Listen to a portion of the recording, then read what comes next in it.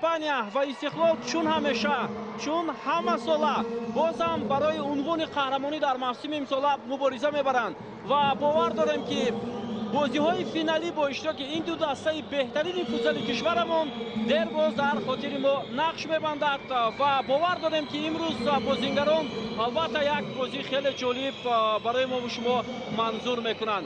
خاطرساز میشویم که طبق مقررات یا نظامنامه مسابقه بازی ها از 3 پیروزی عبارت است و امروز و پگاه الکی 2 بازی برگزار میشود و بعدا بازی های باقی مانده در میدان دسته استقلال انیخترش مجموعه ورزشی کاخ اولیم صورت خواهد گرفت و مطمئن هستیم دوستان عزیز که امروز هم شاگردان پیرو وحیدوف هم شاگردان الکساندر زبیرادزه میتوانند یک بازی خوب نشان دهند چون که اونها الکی در مرحله های قبلی مسابقه خیلی خوب آماده شدند، خیلی بازی های جالب نشان دادند، ارزنده تا با این مرحله مسابقه راه یافتند. حالا معرفی دسته استقلال در میدان بود که طبعا میبینیم بازیگران استقلال با لباس های سفید بازی میکنند. هیئت این دسته خیلی پرقوت است و هیئت دسته سورو هم امروز با پررگی آماده است که در این بازی در این رقابت بسیار هم حساس مقابل حریف ازلی خود رقابت کند و فکر میکنم که آنها امروز احساس میکنند که محض سلسله باختایی که در موسم گذشته از استقلال داشتند آن را باید جبران کرد، دیگر علاج نیست چون که سورو امسال هیئتش را نظر به سال گذشته با دعوت چند لیگانر پرقوت کرد و این لیگانران هم خیلی تجربه بلند دارند. معلوم است که خیلی بازیگری حرفوی و بازی اونها را در سلسله بازی های فینالی امروز تماشا خواهیم کرد. ما با پررگی دوستان عزیز در مورد هیئت هم دسته سورو هم دسته استقلال با شما گفته میگذاریم و حالا برای مخلصان و طرفدارانی که امروز در این طلاب قرار دارند هر یک بازیگر در علاهیدگی معرفی شده ایستاده است و هر یک بازیگر عین حال میبینیم که حالا با میدان دعوت میشوند. سرود ملی کشورمون در اول صدا میدهد و بعدا ما در مورد حساسیت این بازی گفته میگذاریم.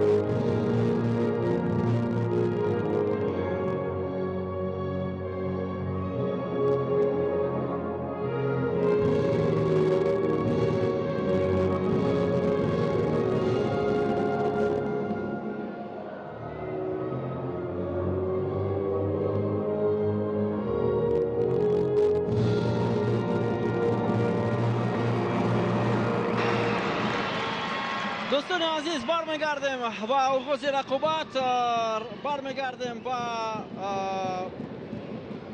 دیداری دسته های سورو کمپانیا و استقلال رقابتی که بسیار هم مهم است، بسیار دقت جلب کننده و بسیار حساسیتی خیلی و خیلی بلند دارد و بیاید در آغاز در مورد هیئت هر دوی دسته ها سخن کنیم. بیاید سر اول در مورد پنجگانه اول دسته سورو و استقلال گفته میگذاریم. پنجگانه نخست دسته سورو که آنها با لباسهای سبز حالا بازی میکنند چنین است. رقم 1 البته دروازه‌بان این دسته سعید پورابید، رقم 9 فیصلی سردارов، رقم 99 دلشاد سلامов، رقم 13 بختیار سولیف، 18 رقم 18 است. خوب رقم 14 خوگو کاردوزو. اینها پنجگانه نخست دسته سورا در مقابل استقلال است و بعدا باز 6 بازیگر دیگر در کرسی احتیاطی دسته سورا قرار دارند. اینها کاپیتان دسته رقم 11 فیروز زنگوف، رقم 22 نورالدین جبارов، 75 لوکاس назакато. хуб баъд аз ӯ қарор мегирад инҷо рақами 17 самандар ризомов, рақами 5 андерсон да силва ва рақами 10 идрис юров. пайра воҳидов сармураббии дастаи соро компания аст. дӯстони азиз, ҳайати дастаи меҳмонон тими футзали истиқлол дар бозии имрӯза чунин аст. рақами 22 дарвозабон ва капитани дастаи истиқлол фирӯз бекмуродов аст. дар майдон рақами 6 раҳмоналӣ шарипов, рақами 88 муҳаммад шарипов, рақами 14 рустам ҳамидов ва рақами 12 некрус идиев. панҷгонаи нахусти дастаи истиқлол дар бозии имрӯза дар курсии эҳтиётӣ қарор доранд.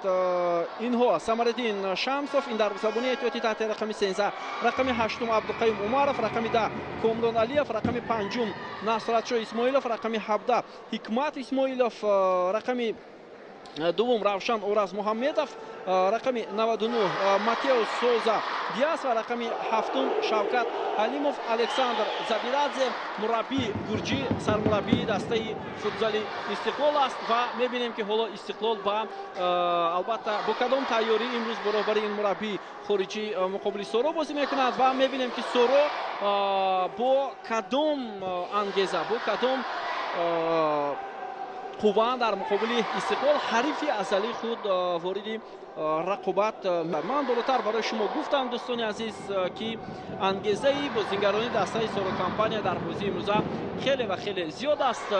зеро шумо маҳз соли гузашта силсила бозиҳои ин дастаҳоро хуб дар ёд доред, хоҳ дар ин толор, хоҳ дар майдони дастаи истиқлол. воқеан ҳам як бозиҳои хеле ҷолиб ва мо ҳамон замон мегуфтем ки кош мисли соро, кош мисли истиқлол боз 4-5 дастаи дигар пайдо шавад ва рақобатҳои суперлигаи футзоли кишвар боз ҳам дар сатҳи баланд баргузор гарданд.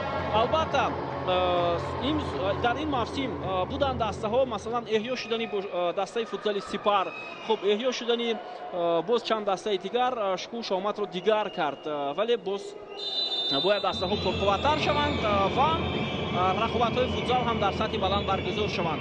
Сипар баргашт, дастаи хуҷанд ташкил шуд.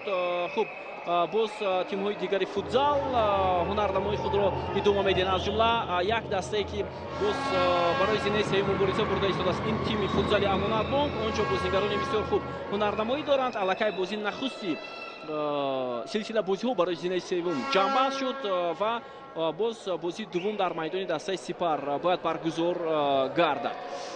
хуб дӯстони азиз, мо дар мавриди албатта бозигарони ҳарду даста гуфтем ва биёед акнун ҳайати доваронро барои шумо муаррифӣ мекунем. довари асосӣ дар бозии имрӯза сафаралӣ маҳмадизода, довар аз шаҳри душанбе аст. ба ӯ кӯмак мекунанд ёварони довар ин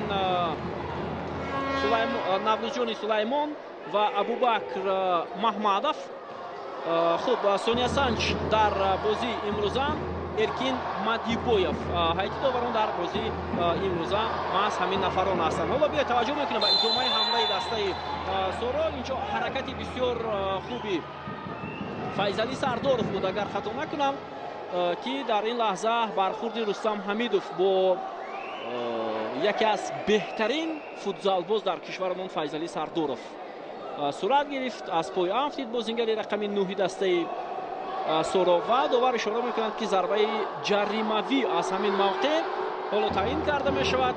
сардоров омода аст ва сардоров метавонад ҳоло зарбаро иҷро кунад. биёед таваҷҷӯҳ мекунем ва касе лозим буд дар кунҷи дарвоза ки маҳз ба ҳамин зарбаи файзалӣ сардоров кӯмак кунад. бубинед, агар як нафар онҷо қарор мегирифт, бо як расиш тӯбро ба дарин дарвозаи фирӯз бекмуродов равон кардан осонтар буд. аммо як бозингари дастаи соро қарор дошт, вале аллакай ба пеш ҳаракат кард, яъне мавқеи худро иваз намуд.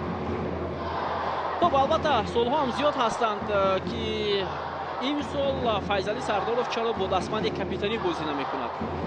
این معما است. به هر صورت خواهیم فهمید که چرا چنین است. فیضعلی سردارов از زمره بازیگر محوری نه تنها در دسته سورو حتی در تیم ملی کشورمان است. یکی از ستاره‌های واقعا هم درخشان بسیاری برای نظر هستند که بعد از همون دوره طلایی که در فوتبال کشورمان اسم شیرزاد جمعیف همیشه بود و او حتی باعث اولین بازیگر لیگنر کشور در خارج کشور هنرنمایی کرده بود.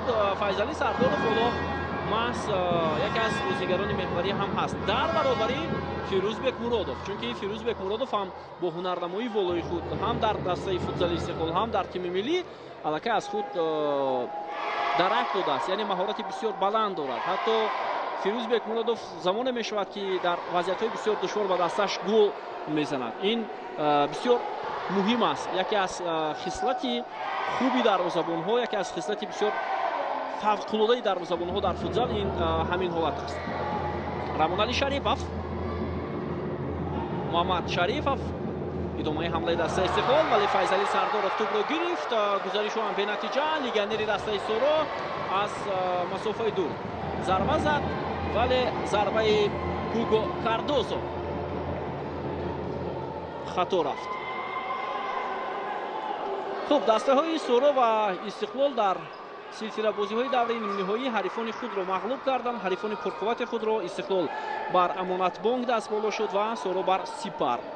بازی ها برای هر دو تیم خیلی و خیلی دشوار هم بودند.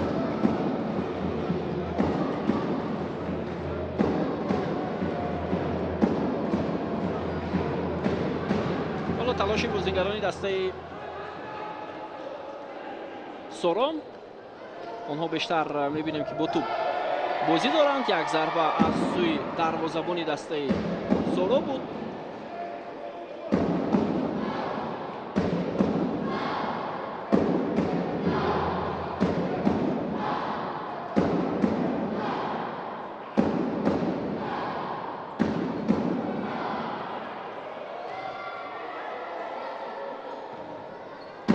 ادامه حمله دسته سورو و توپ از میدان بیرون می شود.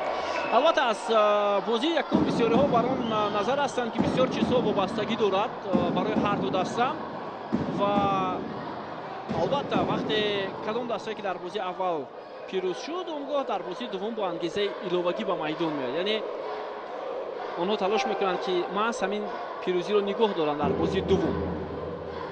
برای همین میبینیم که کدام دسته امروز در این رقابت موفق میشه. اصلا من شانسی هر دو دسته رو برابر میدونم. نه بس از اون که امروز سورو در میدان خود بازی دارد ولی ما سالهای گذشته دیدیم بازی میانی دسته سورو و استقلال در سلسله بازی های فینالی.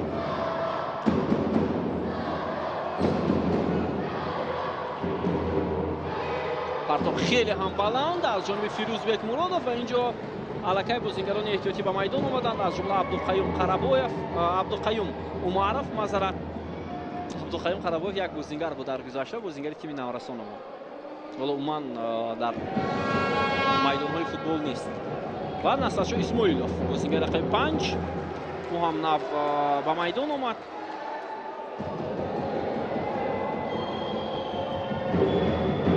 خب در استقلال به نظرم 4 بازیگری بس شد یا نه؟ نه، شریف محمد رو در میدان است. عبدالقیوم عمرف به میدان اومد. خب روشن پور از محمدов بازیگری ترکمن وارد میدان شد و نصرشو اسماعیلوف. محمد شریف در میدان قرار دارد. خبری اساسی برای طرفداران دسته فوتبال استقلال این در حالت خوب. حالا یک امکانیت بسیار خوب برای سورو و چگونه این فرصت از دست رفت. سمندر ریزاموف سابق بازیگر دسته استقلال بهترین شانس را از دست داد. ریزاموف او میتوانست بکمرادوف را فریب دهد. الکی حمله دسته استقلال آغاز شد اونجا ولی به نتیجه. ببینید چگونه ریزاموف امکانیت خوب داشت. خب ما گفتیم بعد از اوسیبش کامران علیف فالو برگشته است با هیئت دسته استقلال و امید است که امروز باید تیمش کمک کند. بعد از اصابتی که داشت کامران علیف چند مدت و استقلال کمک کردن نتوانست.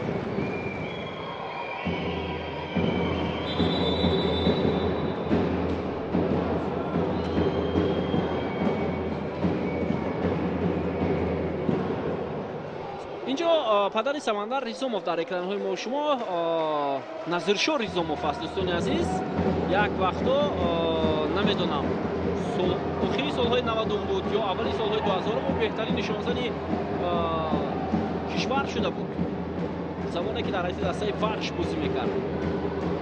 یک مدت فعالیت مربیگری خود را هم در حیط دسته دوشنبه آغاز کرد نظرشو ریزوموف و دیگر شاید فعالیت را ادامه نداد.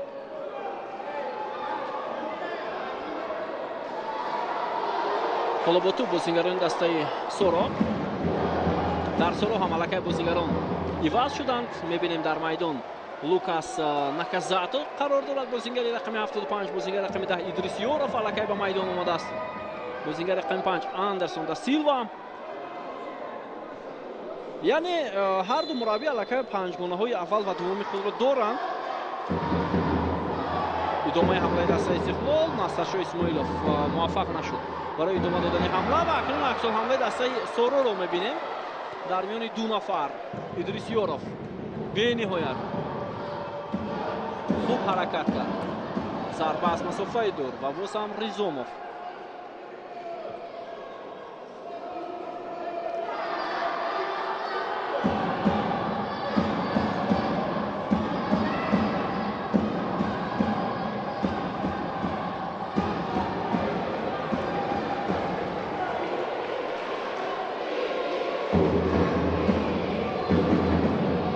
خب فینال اول امروز برگزار شده است و فینال دوم پگاه علاقه صورت میگیرد. دوستان عزیز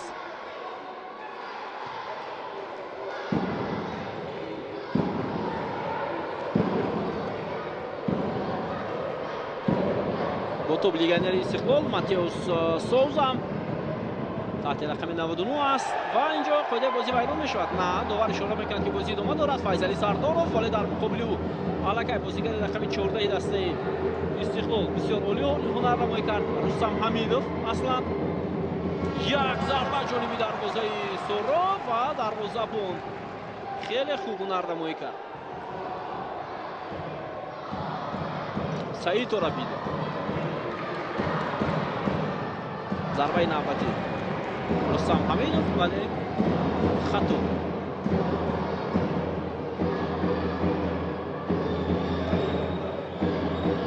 خب در فوتبال هر قسم بازی عبارت از 20 دقیقه است.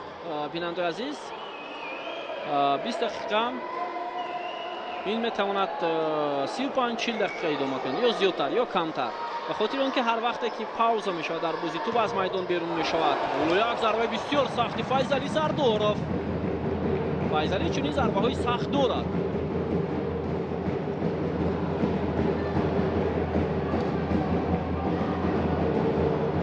وقتی توپ از میدان بیرون می شود یگان بازیگر آسیب میگیرد یا چیزهای دیگر حتما وقت نگاه داشته می شود. به همین خاطر مثلا بازی 20 دقیقه نه و زیادتر صورت میگیرد. فیصلی سردارov در تنهایی حمله را ادامه میدهد. پاسی بسیار عمالی همه شرایط را مهیا کرد فیصلی سردارov و اینجا اشاره میکند سردارov جانب مربیان که باید عوض شود. نه جانب داور اشاره میکند که اینجا مقابل قاعده بازی رو ویران کردند. واقعا هم در مقابل فیصلی سردارov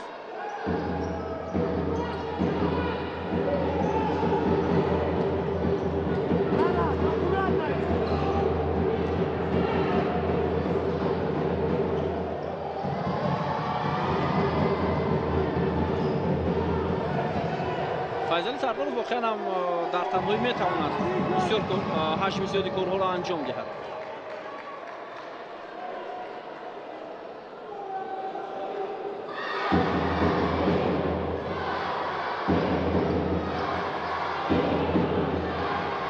شماره زیادی تماشاگران امروز در تالار قرار دارند.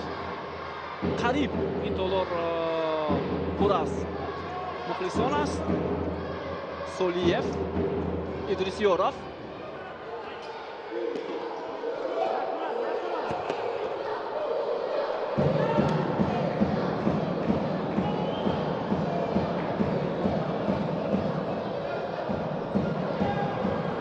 ҳамидов дар якдигар бозӣ мекунанд бозингарони дастаи истиқлол, вале ҳамидов натавонист ҳамларо идома диҳад.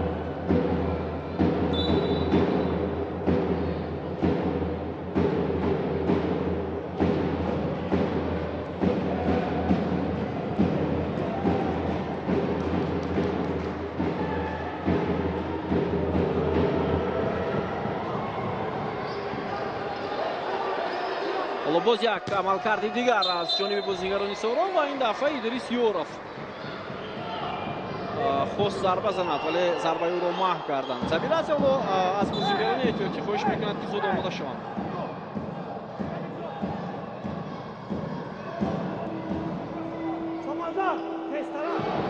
хуб, зарбаи кунҷӣ барои дастаи Сорон. дӯстони азиз, биёед таваҷҷӯҳ мекунем.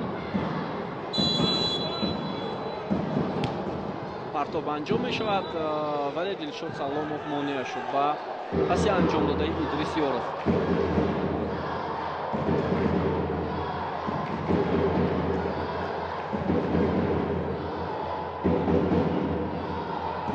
ҳамидов,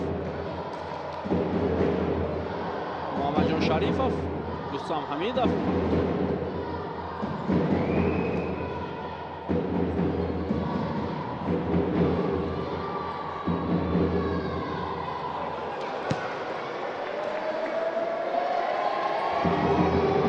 ки шояд бозӣ бештар бо бархӯрдҳо, бозӣ саросемавор аз ҷониби бозингарони ҳарду даста сурат гирифта истодааст ва ҳарду даста ҳам бештар мехоҳанд ки ба ҳамдигар имкон надиҳанд ҳамла кунанд ё тӯбро идора кунанд ва аслан Истиқлол Соро ҳамин гуна бозӣ мекунанд байни ҳам, яъне бештар қувваи ҷисмонӣ сарф мешавад. Аз лиҳози физикӣ бозингарони ҳарду даста бисёр хуб ҳастанд ва ҳарду бозингарони ҳарду тим ҳам бештар мехоҳанд ки ба ҳамдигар камтар шонс диҳанд. Масалан шумо тамошо кунед лигаҳои дигар, кишварҳои пешрафтаи футзалро, онҷо куллан бозиҳо дигар сурат мегирад. Дар мо албатта бештар қувваи ҷисмонӣ, яъне аз лиҳози физикӣ бозингарони ҳарду даста хеле зиёд омода ҳастанд, барои ҳамин мо бозии зеборо камтар мебинем аз як ҷиҳат.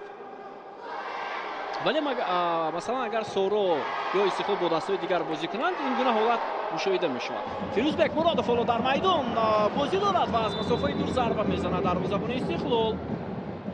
дар баъзе ҳолат ин хавфу хатар дорад, вале дар баъзе ҳолат хуб аст ки масалан 4 бозигари дигари Истиқлол шонс пайдо мекунанд ки бештар бо тӯб бозӣ кунанд. яъне Фирӯз нақши бозигари панҷумро бисёр хуб иҷро мекунад. зарбаи кунҷӣ барои бозигарони Истиқлол. Насратшоҳ Исмоилов имконият буд, вале дарвозабони тими Соро зуд тӯбро гирифт. зуд ҳамлаи дастаи Соро.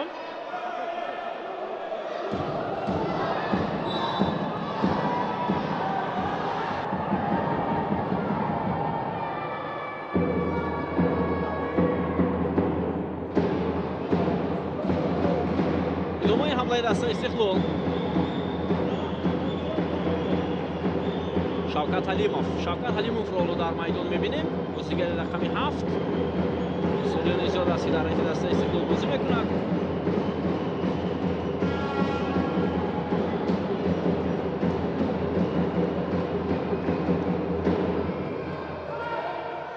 партоб хеле баланд ва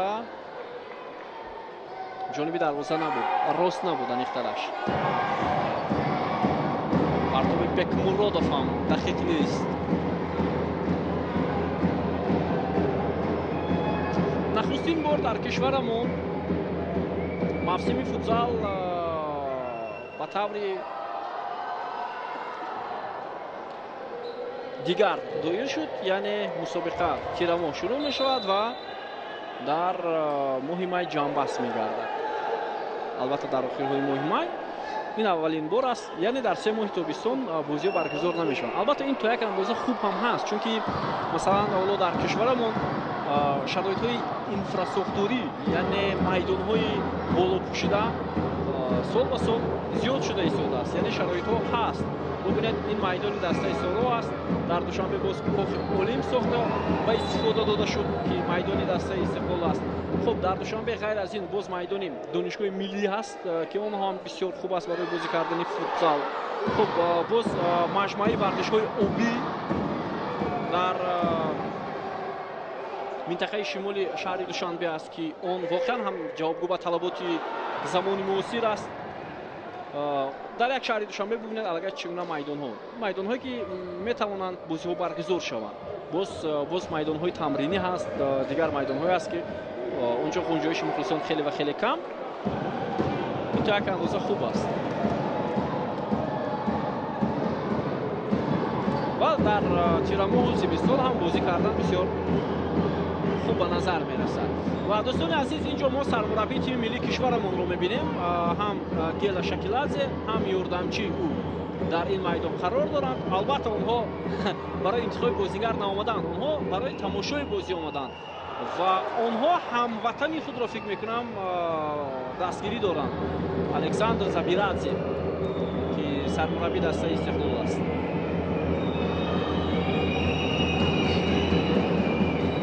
хуб, зарбаи гунҷи навбатӣ барои дастаи Истиқлол. Ораз Муҳаммадов, имконият ҳаст барои Истиқлол. Умаров ва бубинед бозӣ хеле пӯшида аст.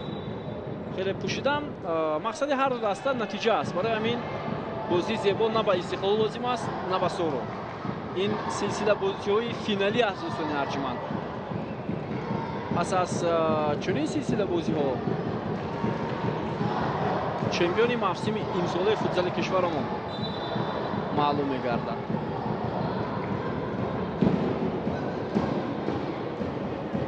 ҳамлаи футзалбозони дастаи Истиқлол. Фирӯзбек Муродов дар маркази майдон. як зарбаи дигари ӯ ва инҷо муҳофизатгари дастаи соро тӯбро берун мекунад ва фикр мекунам аз суръати зарба ҳам каме осеб гирифт.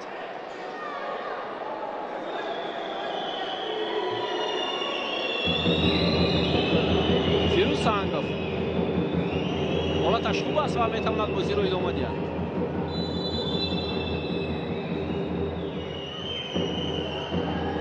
Бекмуродов пас бисёр хуб ва инҷо як бозигузорӣ хуб ҳам мешуд. агар Насратшоҳ Исмоилов наздиктар мебуд барои иҷрои зарба. ҳоло бартари дастаи Истиқлол бо он ки Фирӯз Бекмуродов дар марказ аст. як зарбаи сахти ӯ ва тӯб аз паҳлӯи дарвоза берун мешавад. дар ҳайати дастаи Истиқлол зуд як бозигар иваз шуд.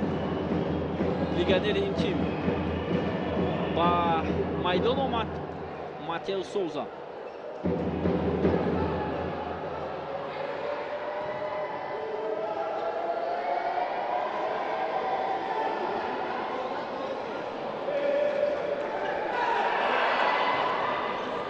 Саломов. Сардоров. гузариши Сардоров аз як нафар, аз ду нафар ҳам бисёр хуб. вале дар ин лаҳза бубинед ба Сардоров ҳам як нафар лозим аст ки мисол пасро қабул кунанд ё омода шаванд барои иҷрои зарба. худи Сардоров дар танҳоӣ ҳамин корро анҷом дод. ба ин хотир хост зарба занад. илоҷи дигар ҳам надошт.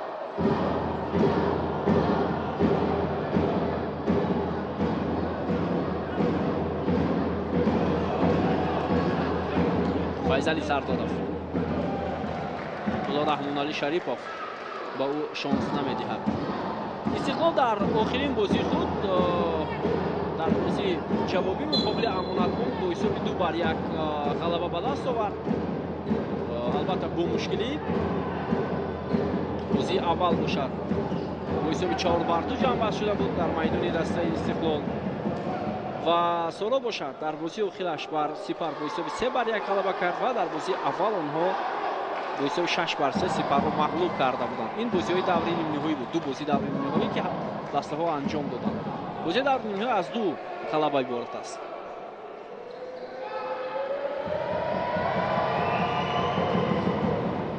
Саломов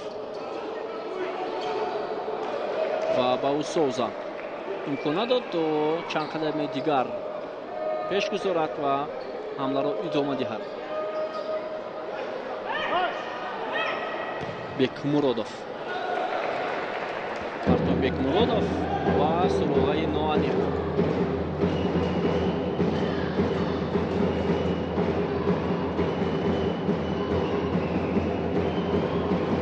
Некру Зидиев ҳоло ба майдон бармегардад. бозигаре ки аз панҷгонаи аввали дастаи Истиқлол ба майдон омода буд.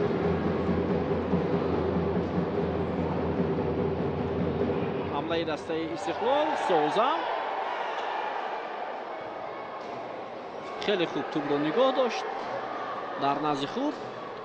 Идиев ва инҷо қоидаи бозӣ вайрон мешавад аз ҷониби Файзали Сардоров.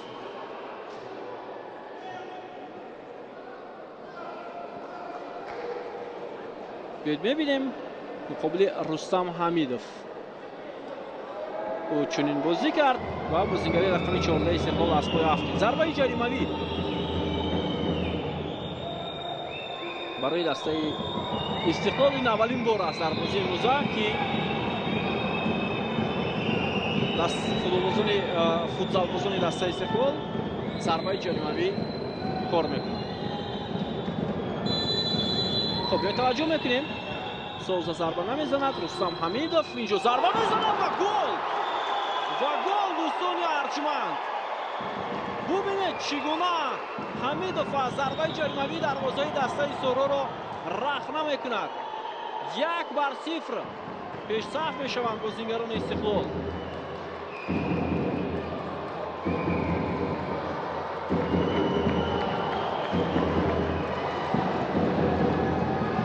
мухлисони ками дастаи Истиқлолро дар толор дидан мумкин аст, вале бубинед лаҳзаи такрорро. Соуза ҳаракат кард, аз болои тӯб гузашт. баъдан Рустам Ҳамидов чуноне зарба зад ки дарвозабон ҳатто пай набурд ки тӯб ба кадом самт меравад. хеле зарбаи олӣ аз сӯи бозингари дастаи Истиқлол Рустам Ҳамидов ва тӯб аз назди дарвозабону Идрис Ёров ворди тори дарвоза шуд.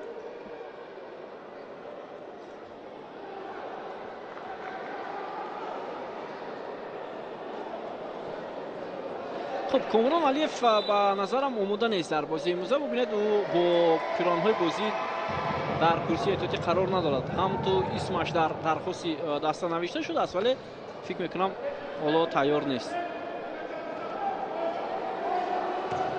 Ёров, ҳамлаи навбати дастаи Соро.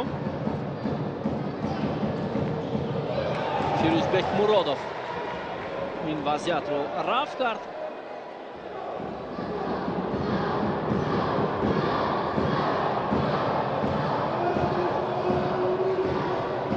Дилшод Саломов зарба мезанад аз ҳамин мавқеъ ва зарбаи Дилшод Саломов аз паҳлӯи дарвоза берун шуд. зуд Фирӯзбек Муродов тӯбро ба Муҳаммадҷон Шарипов ирсол кард, вале Муҳаммад ҳам натавонист тӯбро нигоҳ дорад. Идрис Ёров,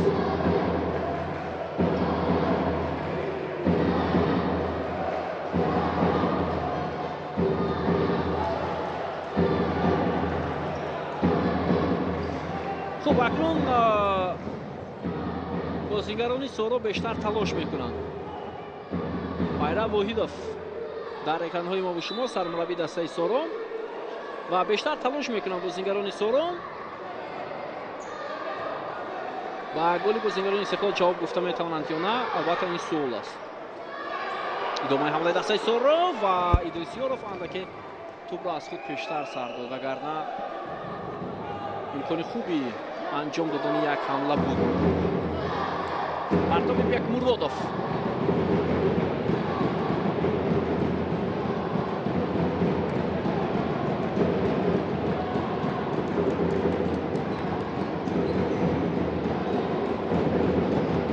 ҳамлаи навбати бозингарони дастаи Соро.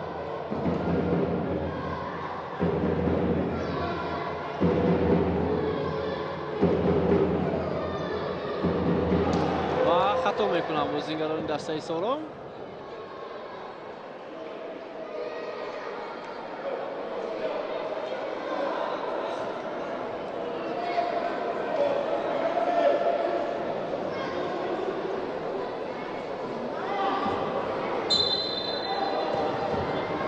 خب اکنون باز در میدان فیروزبک مرودov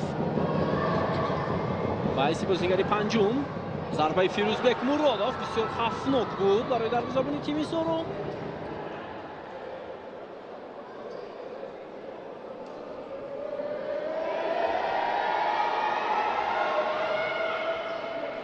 ریزوموف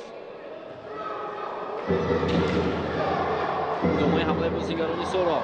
توپ را از دست می‌دهد لیگنر این تیم.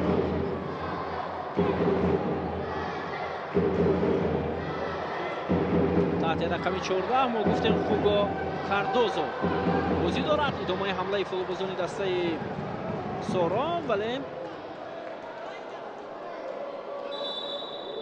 در این وضعیت صد گذاشت بازیگر تیم استقلال.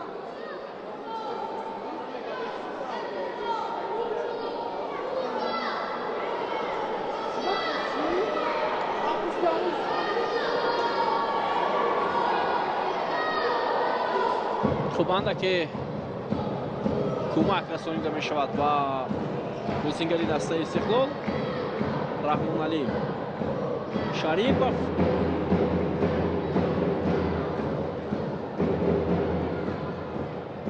سه برداشته است. رحمان علی شریفov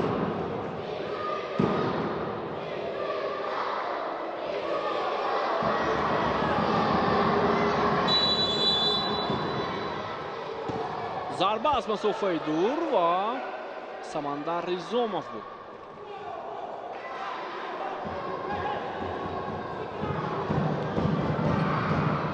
محمد جان شریفov، ولی اینجا هم دیگر نفهمی بازیگران دسته استقلال. ریزوموف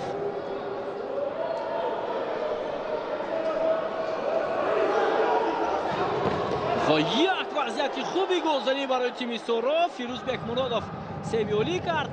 نصرشاه اسماعیلov امکانیت هست برای بازیگران استقلال. حمله جوابی و توپ را از میدان زده بیرون میکنن بازیگران استقلال، چون که نصرشاه اسماعیلov اندکی آسیب برداشت.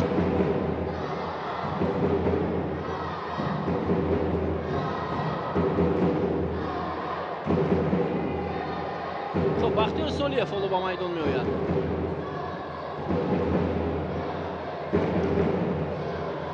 این همون فرصتی که ادریس یورف داشت. ضربه با کنجی دروازه روان شد. با پای چپ ضربه را اجرا کرد بازیگر رقم 10 دسته سورو، ولی فیروزبک مرودov مهارت بلند نشان داد.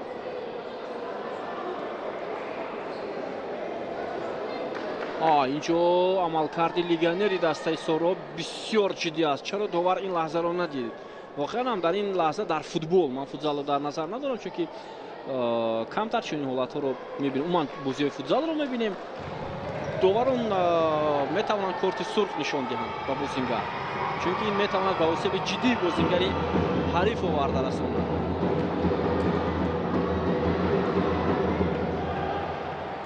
خیلی عملکرد جدی بود از جانب خوگو کاردوزو.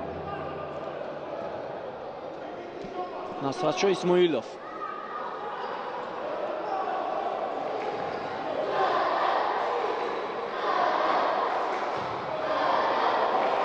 و اینجا ما فهمیم بازیگران استقلال از سبب اون که سرعت بازی خیلی و خیلی بلند است، بازیگران هر دو تیم زیاد حالا با سراسیمکی راه داده ایستادند.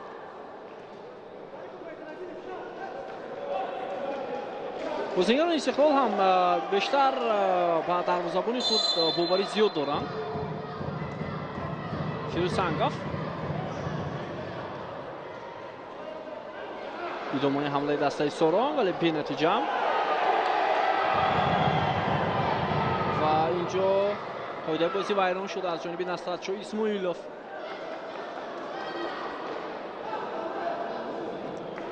بیاید میبینیم این عملکرد اومارov بود است، نه نصرشاه اسماعیلov. عملکرد عبدالقیوم اومارov. داور میتوانی ضربه جریمه دهد، ولی این لحظه هم صرف نظر شد.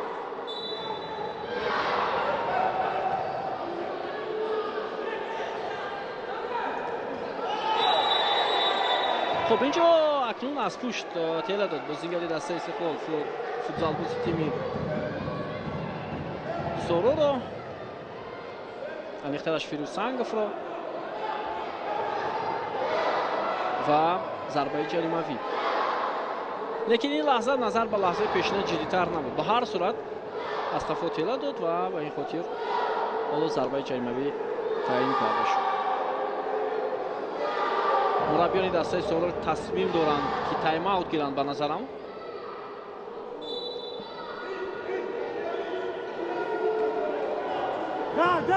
зарба бисёр сахту хафнок барои Фирӯзбек Муродов буд. ин Андерсон да Силва легионери дигари дастаи Зороро компания буд. як фурсати дигар чӣ ишора мешавад инҷо?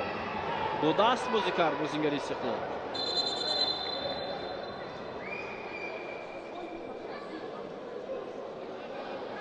ҳоло Фирӯзбек Муродов ба довар эътироз дорад. чӣ эътироз дорад? капитани даста аст, ҳақ дорад эътироз мекунад. ту ба дасти Абдухалим Умаров расидааст. наворҳои такрорӣ ҳам ин лаҳзаро барои мо шумо нишон медиҳанд.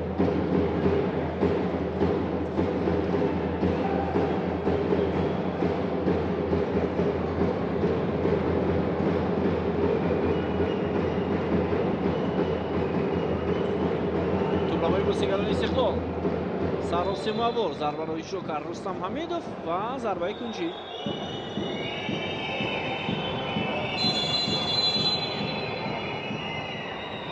хуб, тайм-аут мегирад Александр Забирадзе, сармураббии дастаи футзали Истиқлол. тайм-аут шояд вобаста ба он бошад ки онҳо зарбаи кунҷиро чӣ гуна бояд иҷро кунанд. аслан дар зарбаҳои ҷаримавӣ, зарбаҳои кунҷӣ мураббиёни дастаи футзал тайм-аут мегиранд.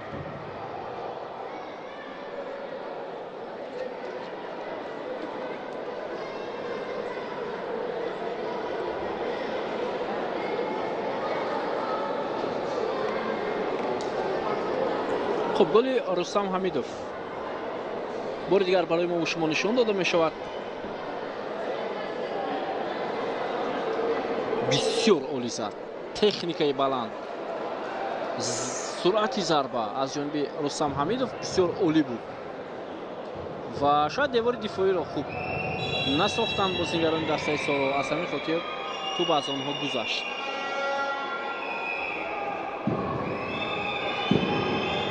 хуб, зарбаи кунҷӣ Александр Ҷабирадзе чӣ дастур дод ва бенатиҷа зарбаи кунҷӣ барои бозингарони Истиқлол поён ёфт.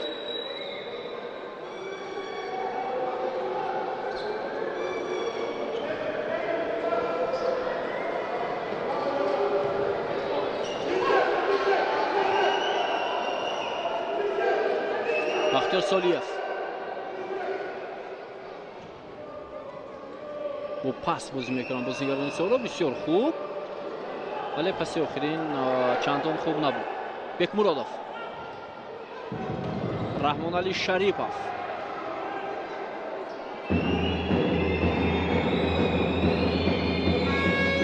ҳоло ягон легионери дастаи Зороро аз худ маҳорати баланд дар бозии имрӯза нишон надоданд. на Наказато, на Кардозо, на да Силва.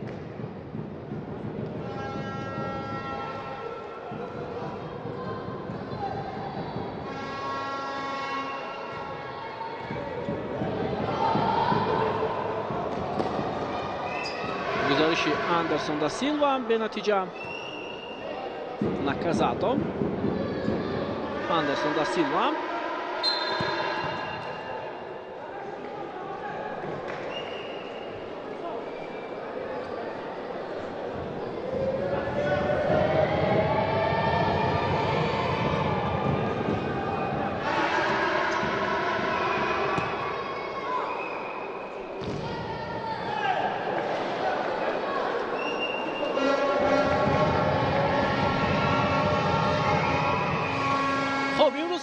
Фатуллоев, дӯстони азиз, дар ин толор аст.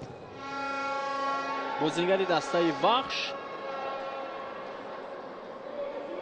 و فاطلو در گذشته در دسته فوتزال کشور هم بازی کرده است.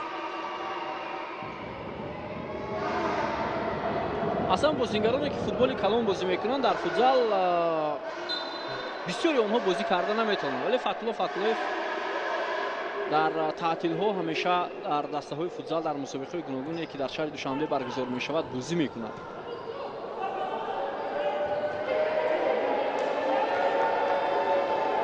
رحمانعلی شریفов، محمد شریفов، عبدالخیم عمرов، پاسی خطای او فیروز سنگов مبارزه برد. توپ همانو در اختیار بازیگران استقلال است.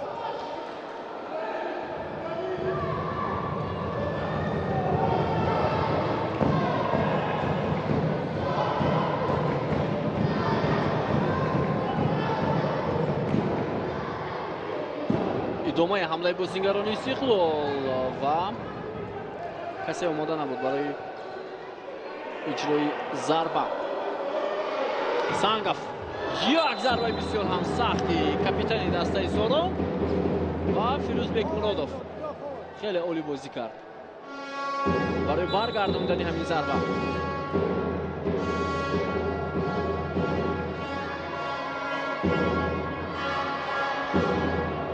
عبدالخیم عمرov در مرکز میدان اندکی اوسه برداشته است. خوب در فوتزال البته وقتی بازیگران مثلا اوسه میبردارند یا میخوان وقت رو کشاندن این هیچ چیز نیست، مثلا وقت نگاه داشته میشود. در فوتبال کلان برعکس این برتری مثلا یک دسته دیگر است، ولی در فوتزال این گونه نیست، وقت نگاه داشته میشود. خب 5 ثانیه مونده باشد، خب 10 ثانیه، خب 1 دقیقه یا خب زیادتر.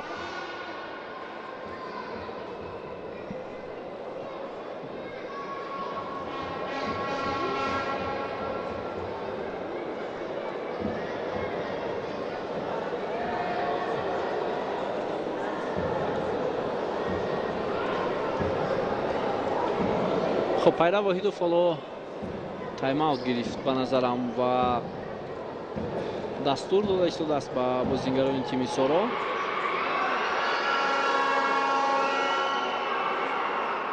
الکساندر سابیرادзе هم همچنین.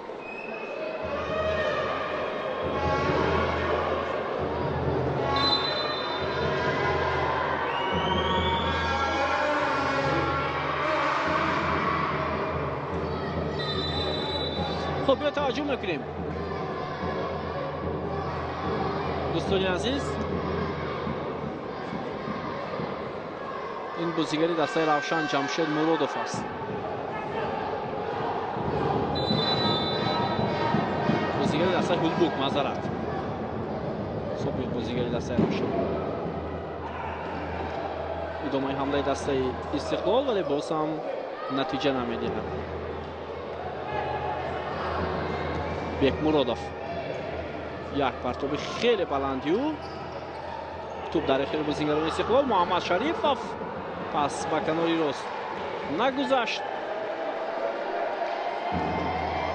و ثانیه های به شمار باقی مانده است.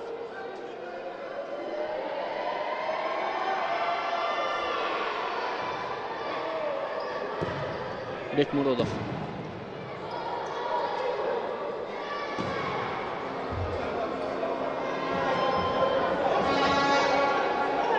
پرتاب بکمرودov خیلی و خیلی بلند امکانیت هست و در زمانی دسته سورو اینجا مبارزه برد. در ثانیه های باقی مانده ضربه کنجی برای بازیگران تیم استقلال.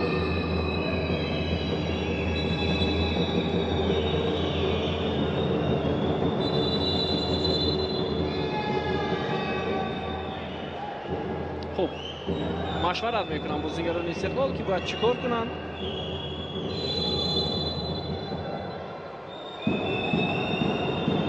بیاید میبینیم پس با فیروز بکمرودov و همینطور وقت به انجام میرسد. نیمه اولی رقابت بین دسته های سورو و استقلال که اولین فینالی سوپرلیگای کشور است به پایان میرسد با یک گل رستم حمیدов و بعد از چند لحظه ما برمیگردیم به نیمه دومی رقابت و باور دارم که در قسمت دوم ما با شما بازی جالبتر را تماشا میکنیم. با ما باشید.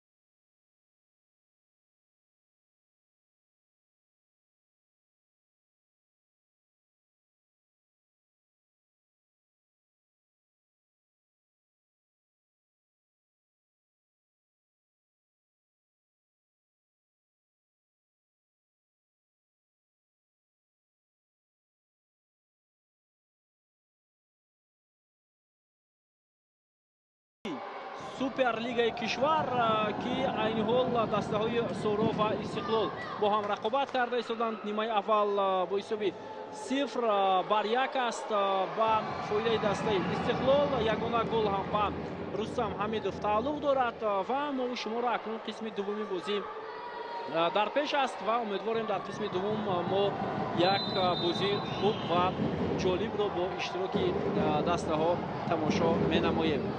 خب هیئت دسته ها را در آغاز نیمه دوم رقابت برای شما معرفی میکنیم.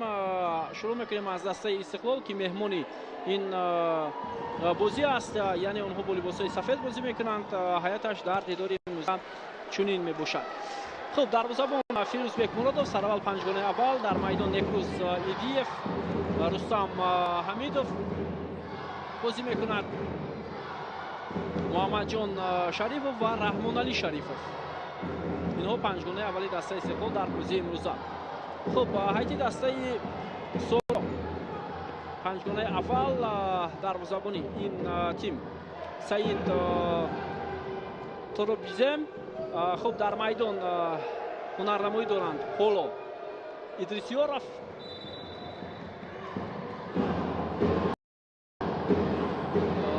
اینچنین دلشод саломов، самандар ризомов و یک نفری دیگر فیضعلی سردورов. پنجگانه اولی دسته سورا.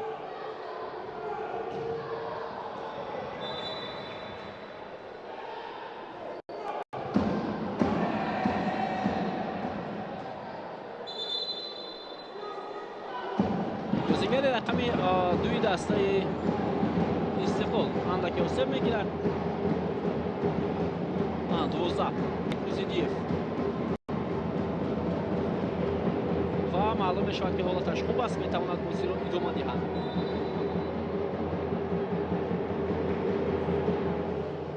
ادامه حمله دسته سورا. برای بازیگران سورا حالا مهم است که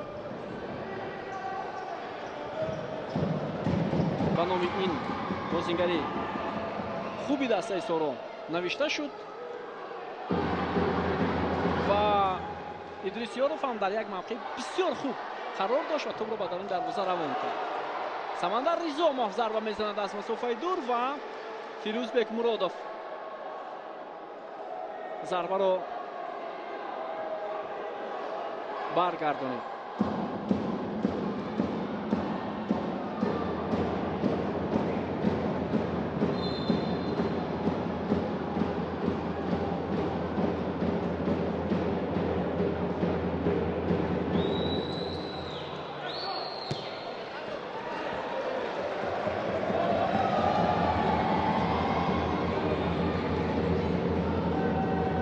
لگنیران را هم کارگردان برای ما و شما نشان میدهند. حالا شاید به میدان آیند این بازیگران. پنجگانه دومی دسته سورا آماده می شود که در هیئت اون سه لگنیر و فیروز سنگوف بازی میکنند. البته خوب است. حالا میرعلی شریفov در اکران های ما و شما، یکی از نابغه های فوتزالی کشورمون. البته خوب است که همه لگنیران در هیئت الوهیده بازی میکنند. شاید آنها بین هم بسیار همدیگر فهمی خوب دارند. این خوب است. ولی بازیشون رو در نیمه اول دیدیم. البته حالا خلاصه برآوردن خیلی بر وقت است، چون بازی های فینالی انجام شود بعدا در مورد این بازیگران خلاصه کردن درست و منطقی است. سردورов پس با самандар ризомов امکانیت برای بازیگران سورا بود ولی رستم حمیدов مانع پیش آورد و رизомов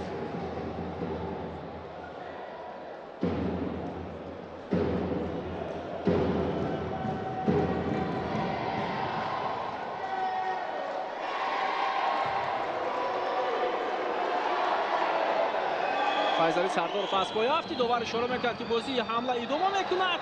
فرصت برای استقلال، ولی چرا اینجا همین لحظه از پای افتادن حساب نشد؟ به هر صورت فکر میکنم کارگردان لحظه تکرار رو نشان میدهد که اینجا قاعده ویرانکنی بود یا نه. اینجا بود خود ویرانکنی بود. رستم حمیدوف با توپ نرسید ولی خود دوبار صدای اشتکش رو بلند نکرد. اما گپسرون که بازیگران استقلال هم فرصت گلزنی را استفاده برده نتوانستند.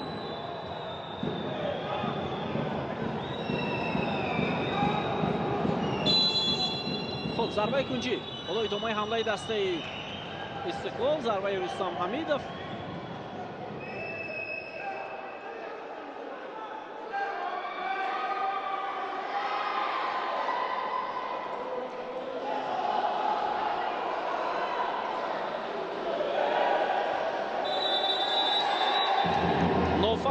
نوفهمی میانی بازیگران دسته سورو و استقلال. اینجا ببینید حتی با جنگ و خرخشه کلان آورده میرسوند بختیار سالیف و این بازی نیست، این فوتزال نیست دوستان عزیز.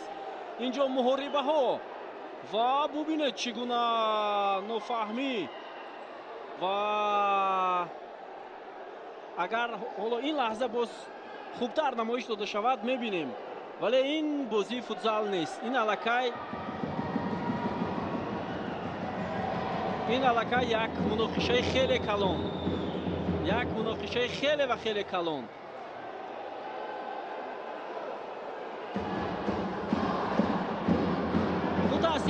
متاسفانه آداب بازیگران در سطح خیلی پست. صدها نفر تماشابین در میدان هستند. شاید هزارها در نزد آینه‌های نیلگون این بازی را تماشا دارند و باید این بازیگران نمونه عبرت باشند. خواه بازیگرانی سورو، خواه بازیگرانی استقلال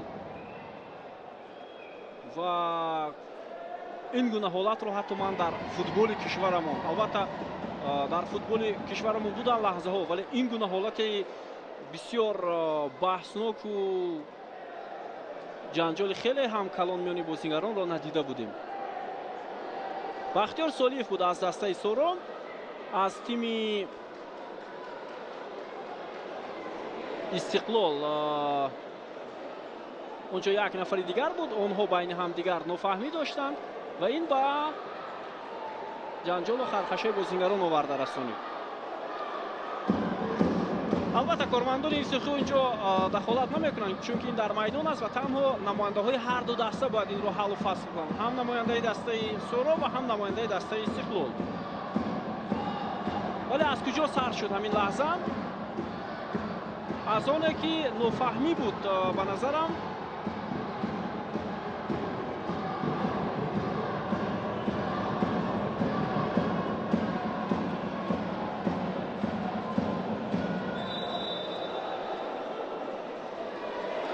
خب حالا دوبار به چی خلاصه می آید؟ اگر دو بازیگری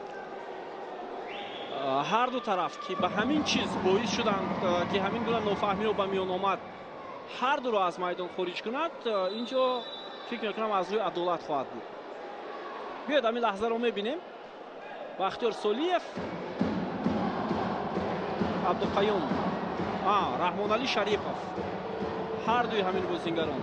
سالیف با دو دست جانب بازیگر استقلال زد، این لحظه دیده می شود و باز یک عملکرد دیگر رحمان علی شریفov هم جانب بازیگر سورو رفت و دیگر بازیگران هر دو رو خلاص کردند. رستم حمیدوف اینجا لیگنر سورو رو تله داد و بعدا بازیگران دیگر خواستند این لحظه رو برطرف کنند و بازیگران دیگر زود باز وضع رو بدتر نمودند.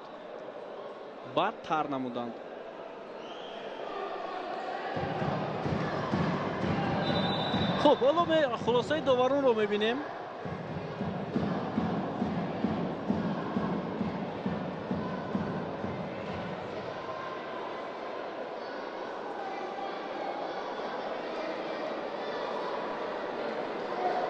خب داوری بازی سفرعلی محمد علی زاده،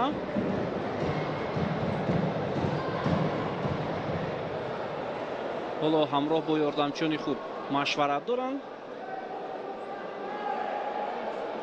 خب با چه خلاصه آمدند تا حالا معلوم نیست. خب بازی شاید ادامه کند، شاید یگان بازیگر آگاهی داده نمی شود.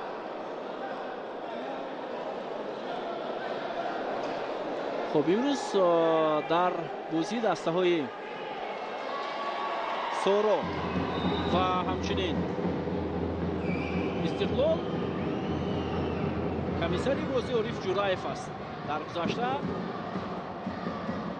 یکی از داوران فوتبال کشورمون عارف جورایف که حالا به حیث کمیسری بازی در بازی امروز فعالیت میکند و او فکر میکنم سخنهای خود را هم به داور اشاره کرد.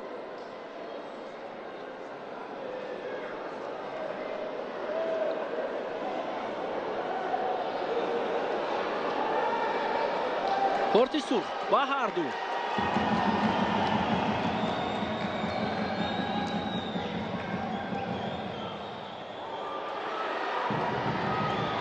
باز با کی؟ باز با یک نفر دیگر دروازه‌بان احتیاطی سورو اگر خطا نکنم. باز یک نفر دیگر از کارمند دسته استقلال. 4 نفر با کارت سرخ مجازات شدند.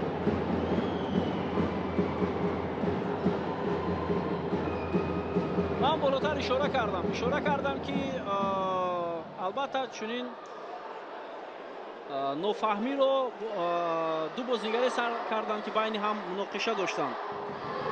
کارت زرد باز با لیگنری دسته سورو و نزاکاتو و با این خاطر داور به هر دو کارت سرخ نشان داد. هرچند مثلا عملکردی بازیگری دسته سورو سراول بسیار نادرست بود. او محض این کار را آغاز کرد مقابل محافظتگری دسته استقلال و بعدا نوفهمی به میان آمد. داور قرار خود را برآورد. یک بار دیگر متوجه میشیم. توجه کنید. مبارزه برای توپ عملکردی بختیار سولیف با دو دست از پشت رحمانعلی شریفوف تیله دادن. بعدا باز یک عملکرد دیگر، یعنی حریف را به انگیزه ایلوگی آوردن و داور در نزد اینها قرار داشت و بعدا باز بازیگران دیگر و همین کار داخل کردن. خب بحث با داور دیگر مثلا فایده ندارد. باید بازی ادامه کند. داور قرار خود را برآورد.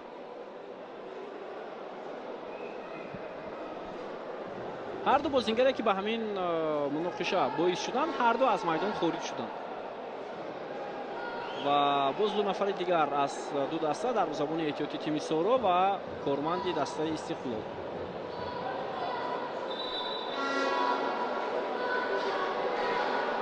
متاسفانه بعضی بازیگران عصبای خود را نگاه داشته نمیتوانند. سرمربی تیم ملی همون همراه با یاردانچی‌اش اینجا در دلار قرار دارند و بین هم بحث میکنند که مثلا همون لحظه را که میتواند مثال کارت سرخ باشد یا نه. خب هر کس نظر خود را دارد. داور نظر خود را دارد. داور شاید از روی قاعده و قانون ها واقعا هم خوب میدوند که باید چی کار کند. مخلص نظر خود را دارد. کارشناس نظر خود را دارد. ما باشیم که این بازی را شرح میدیم نظر خود را داریم. نظرها گوناگون میشوند.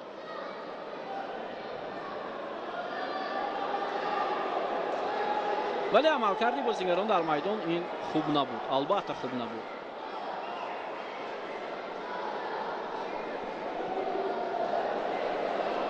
بازیگران باید با عصبانی نشوند. رحمانعلی شریفوف اعتراض دارد تا حال که کارت سرخ با او از روی عدالت نبود.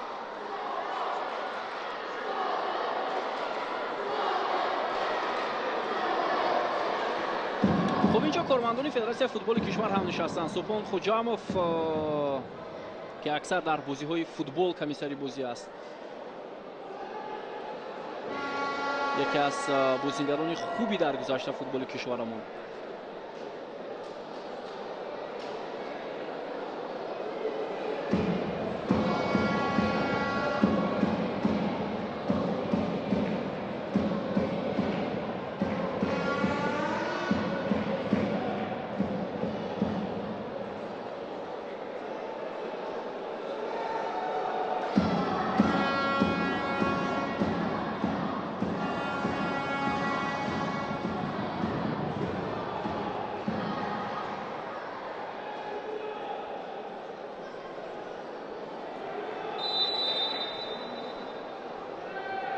خب بازی دوم میکند از دقیقه 4 نیمه دوم، حساب 1-1 دوستان عزیز.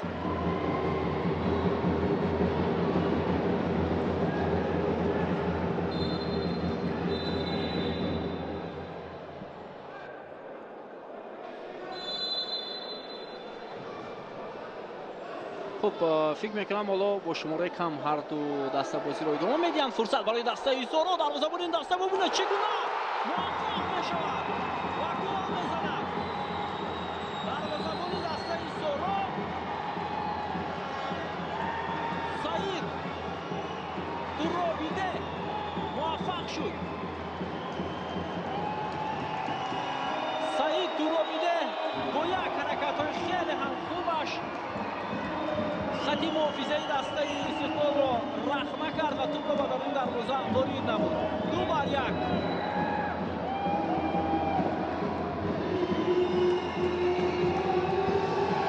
حساب 2-1 دوستان ارجمند. اکنون اجازه هست که بازیگران ایلاوگی به میدان آیند، بازیگران پنجم هر دو دسته. بیا توجه میکنیم از مرکز میدان کسی مانع نشد مقابل دروازه‌بان، شاید گمان کردند که او ضربه نمیزند. هم رستم حمیدوف هم محمد جان شریفов در این وضعیت امکان دادند به دروازه‌بانی دسته سورا. حمیدوف نکروزیدیف ضربه میزند و فیضلی سردارов این ضربه رو برگردانید. رستم حمیدوف ادامه حمله دسته استقلال، یک ضربه بسیار سختی. رستم حمیدوف دروازه‌بان ضربه رو برگردانید.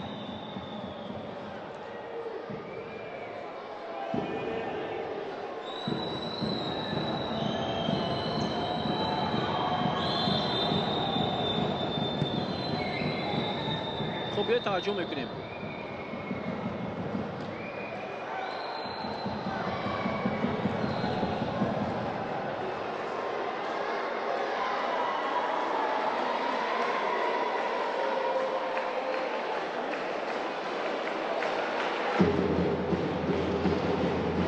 کنه خیلی خوب بود برای بازیگران استقلال.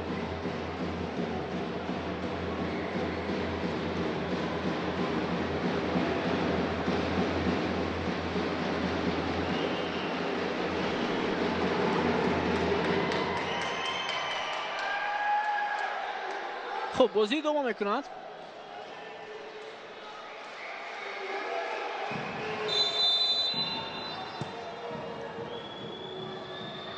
فیروزبک مرادov، محمد جان شریفov ضربه او از پهلوی دروازه سعید دروبیده از میدان بیرون می شود.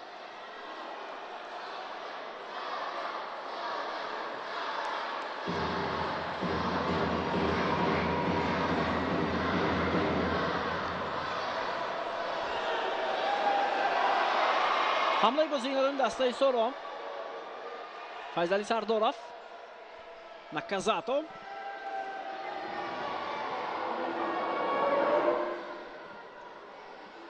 باسم نکازاتو، سردارов،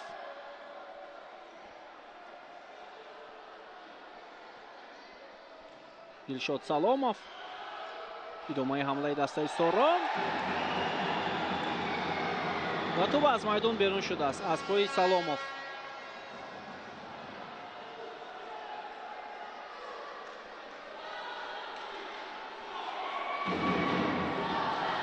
بکمرادov حالا به حیث بازیگری پنجم در میدان است. حمیدوف، دروازه استقلال خالی است، با شماره زیادتر آنها بازی میکنند در میدان. برای آنها مهم است برابر کردن حساب بازی. به نظرم از همین خاطر فیروز بکمرادov نقش محافظتگر را هم اجرا میکند و قریب بود فیضلی سردارov توپ را گیرد.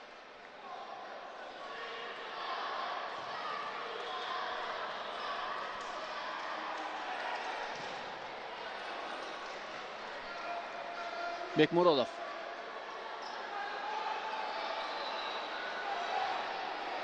و دیر کرد برای اجرای ضربه. شاید مانع پیش آورد فیضعلی سردارов با کاپیتان دسته استقلال. از همین خاطر موفق شده نتوانست.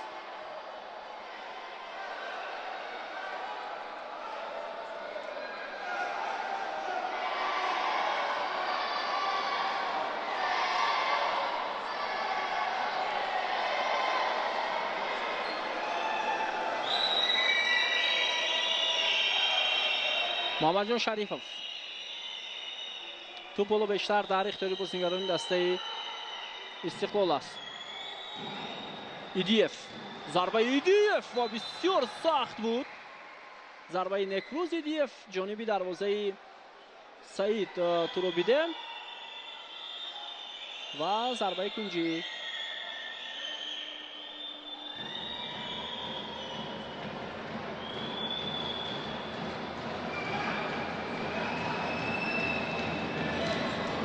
ادامه حمله.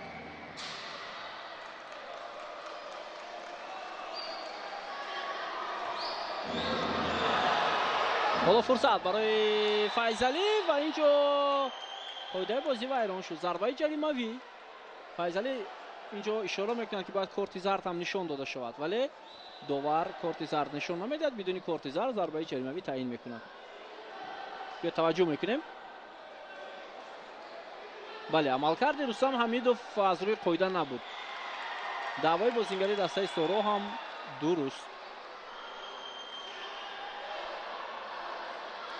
یا کارت زرد نشان داد داور؟ به نظرم بله نشان داد. کارت زرد و بازیگری رقم 14 دسته استقلال.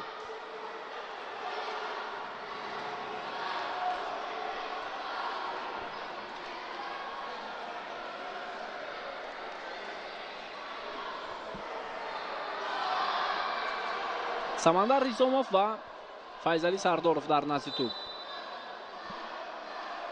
بیایید تماشا میکنیم. ضربه فیضعلی سردارov و اینجا محافظتگری دسته استقلال این وضعیت رو برطرف کرد. ضربه بسیار خوب زده شد. توبرابوی لیگانری دسته سورو. نکازاتو. وضعیت خوب، ولی ضربه نصرتشو اسماعیلов خطا رفت.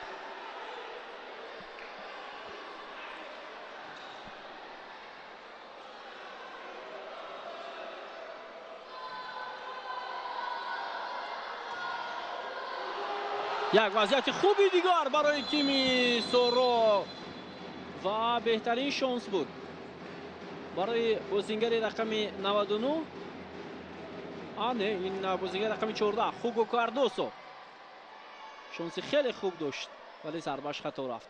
خب الکساندر زابیرادзе سرمربی دسته استقلال تایم اوت میگیرد و حالا با شاگردانش میفهماند که باید چگونه بازی کنند.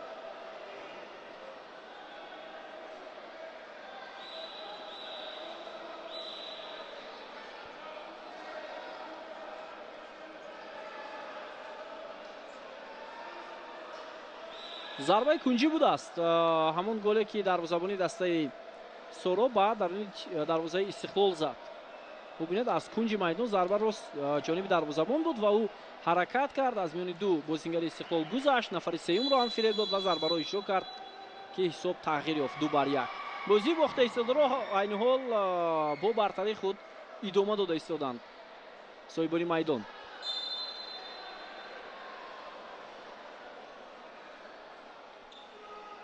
نکروز ایدیف.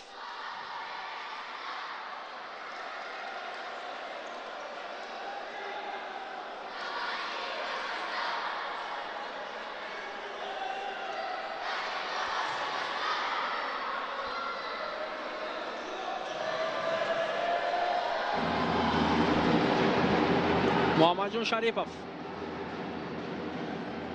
نکروز ایدیف و ریزاموف را از پای می افتاند. بازیگر رقم 12 دسته استقلال.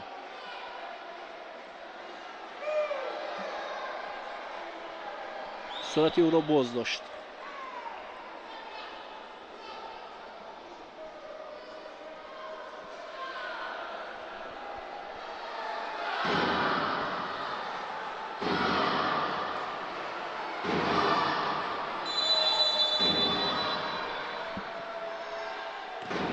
اینجا ضربه خیلی بلند از جانب هوگو کاردوزو. نیمه دوم بازی جریان دارد دوستان عزیز. حساب بازی 2-1 به فایده دسته سورو است.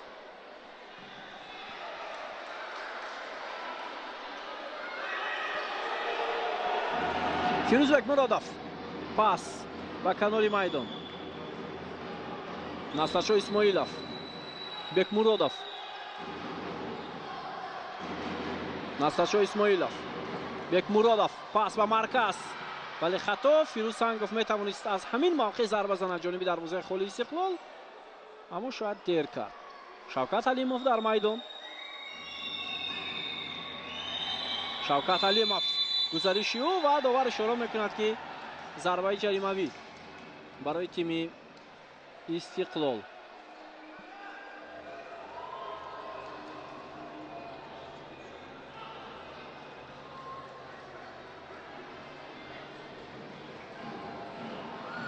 ҳамин амал кард, ҳоло доварро маҷбур кард ки зарбаи ҷаримавӣ диҳад. вале Шавкат Алимов метавонист боз ҳамларо идома диҳад, чунки аз Идрис Ёров гузашта буд. хуб, зарбаи ҷаримавӣ барои тими Истиқлол. Шавкат Алимов зарбаи Рустам Ҳамидовро маҳв кардан бозингарони Сороб. Идрис Ёров, Сангов, Самандар Ризомов ва тӯбрабои бозингари Истиқлол Шавкат Алимов, вале то анҷом ин корро анҷом надод бозингари рақами 7.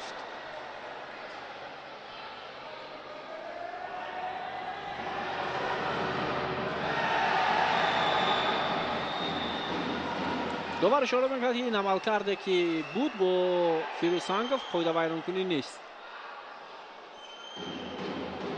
Алимов, Фирӯзбек Муродов, Шавкат Алимов зарба мезанад ва тӯб ба бозингари тими Соро бархӯрд. Самандар Ризомов,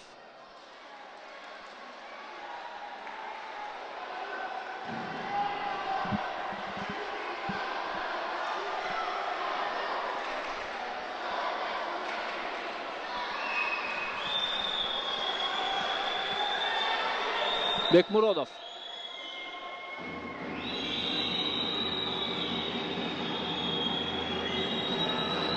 ҳамлаи бозингарони Истиқлол. Фирӯзбек Муродов, Насрашо Исмоилов, партоби хеле баланди ва тӯб аз майдон берун шуд.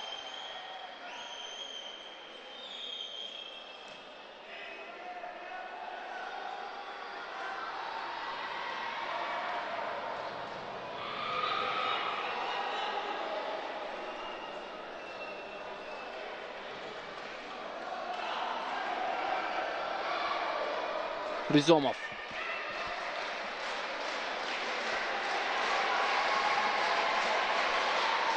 идомаи ҳамла бо иштироки бозингарони тими Соров.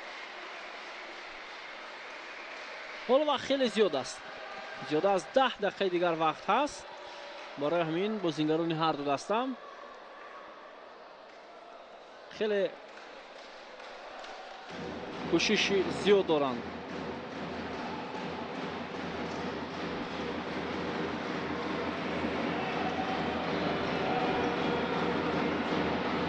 Файзали Сардоров, Шавкат Алимов,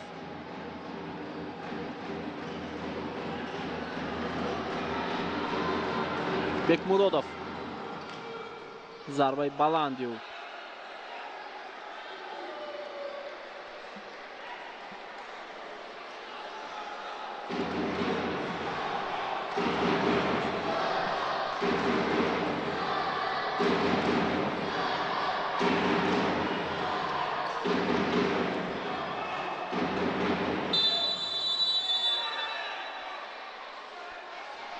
чӣ ҳолате инҷо ба миён омад? Бархӯрд буд ва ҷабират ишора мекунад аз бозингаронаш ки зуд иваз шаванд. идомаи ҳамлаи дастаи Соро. Файзали Сардоров чанд лаҳза пештар аз ҳамин ҳолат ӯ бисёр як паси хуб дод ва бо гол анҷом ёфта буд.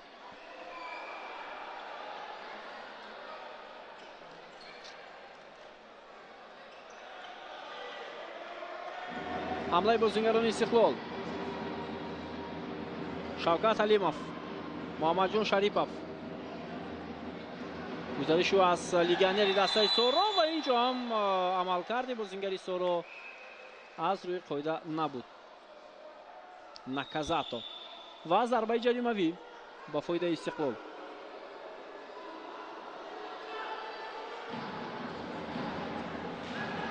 тӯбро гирифта натавонист бозингари дастаи Соро.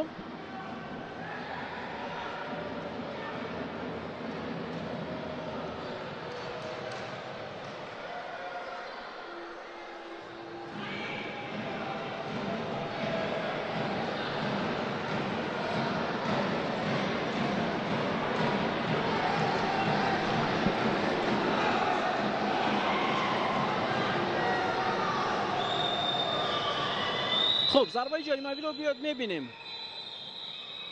رستم حمیدов پاس میدهد. ضربه و گل دوستان ارجمند. عبدالقیوم عمرов و واقعا امروز بازیگران استقلال گل‌های زیبا زدند. حساب 2-2. به نهایت گلی واقعا هم عالی از گل رستم حمیدов دیده این گل زیباتر است.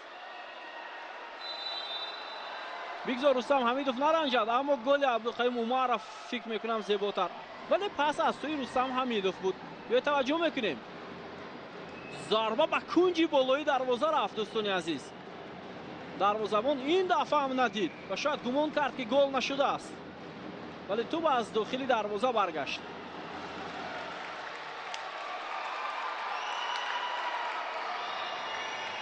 حساب 2-2 برابر می شود. سلاموف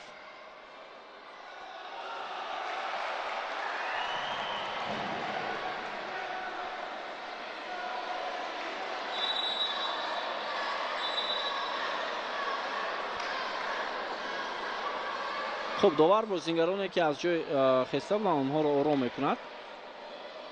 باید آرام باشند.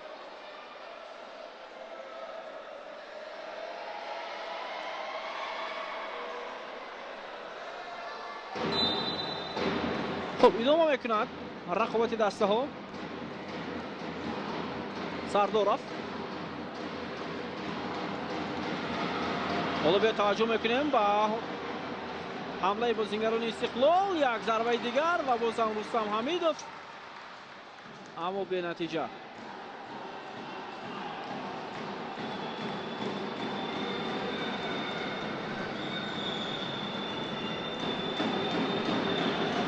ضربه کنجی برای تیم استقلال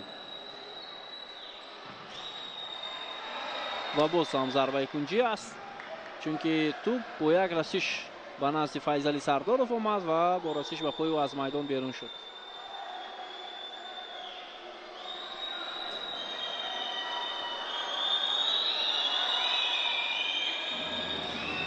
اینجا یک حالت بسیار خوب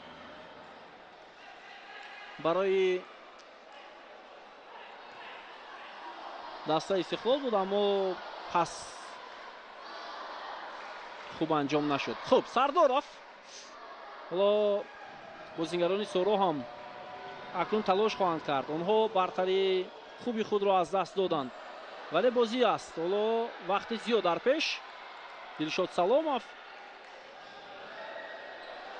ادامه حمله دسته سورو و قریب بود با گل انجام شود. فیروز بکمرادov توپ را داشته گرفت.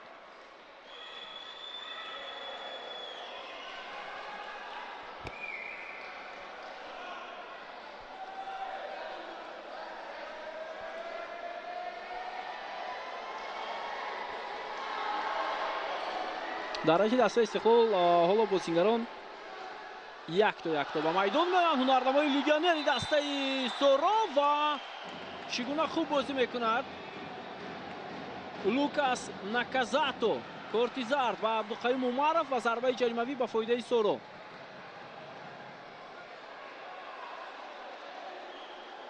عمرov هم آگاهی گرفت، عملکردش خوب نبود، چون که مهارت بلند لیگیونری دسته سورو به نظر رسید.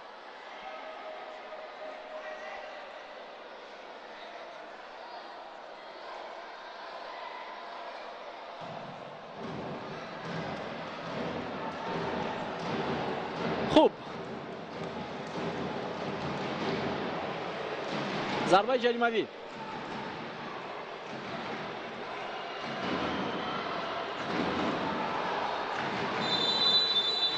فیضعلی سردورов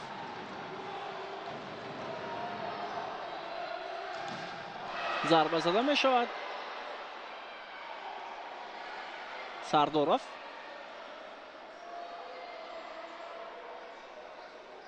از همدستایش دعوت میکند که کمک نمایند جایهای خود را عوض کنند. در فوتزال حرکت بازیگر زود عوض کردن جایها نقش بسیار اساسی دارد. ماکازاتو حالا ببینید چگونه هنرنمایی میکند بازیگر رقم 75.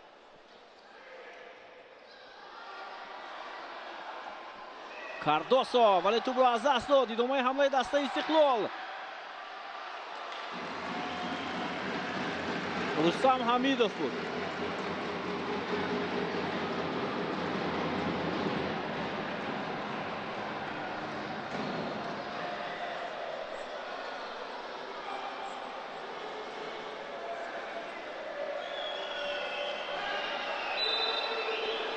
آل با فایده بازیگران استقلال نکروزیدیف و توپ از میدان بیرون شد. فیضعلی سردورов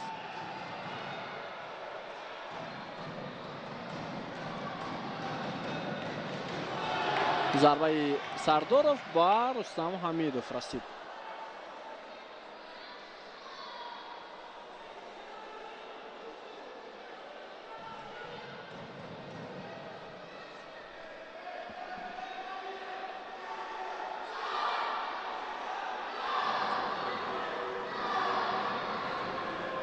ادامه حمله بازیگران سورو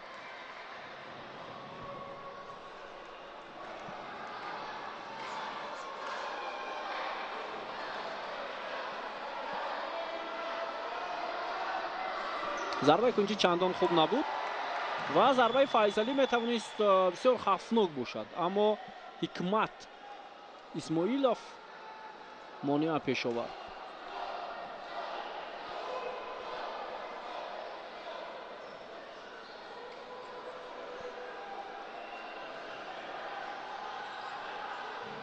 ادامه حمله بازیگران دسته سورو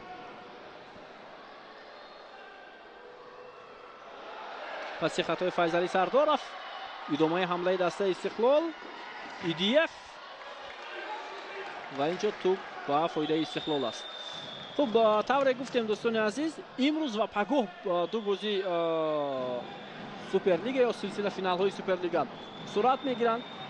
البته با این خوبه که بازیگران صرف کردن پگاه چگونه میتوانند بازی کنند نافهم است. البته خواهیم نخواهیم با حالت جسمانی بازیگران تاثیر خود را میرساند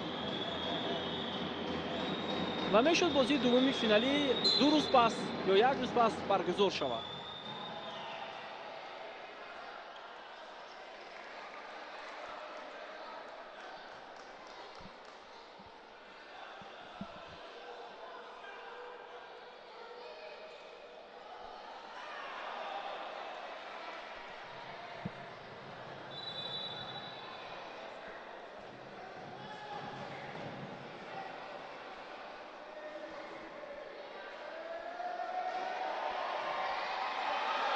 ادامه حمله دسته سورو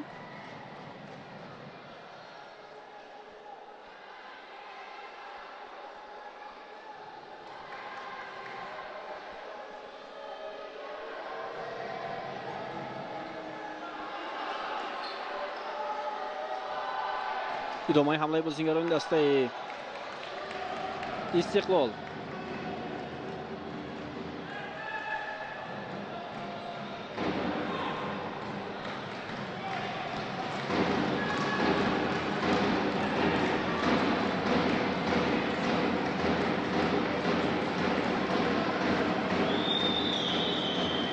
توجه میکنیم به ادامه حمله دسته استقلال و اینجا یک ضربه جانبی دروازه استقلال اما ببینید دروازه خالی بود اما توپ از پهلوی دروازه فیروزبک مرادوف از میدان بیرون شد. خولیا کاردوسو تصمیم گرفت که از بیرون آمدن فیروزبک مرادوف خوب استفاده ببرد. ضربه را اجرا کرد او کاری خود را انجام داد ولی توپ وارد دروازه نشد.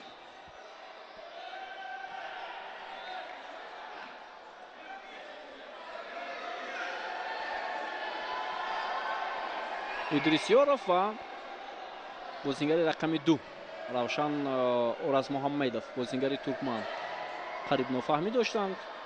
Кардосо, Бекмуродов, туп дар ихтиёри бозингарони Сороб. Кардосо, имконияти идома додани ҳамла ҳаст.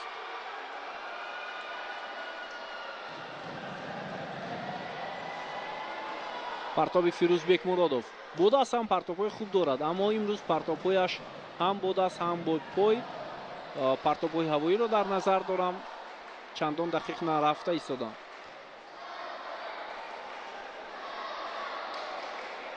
Сангов,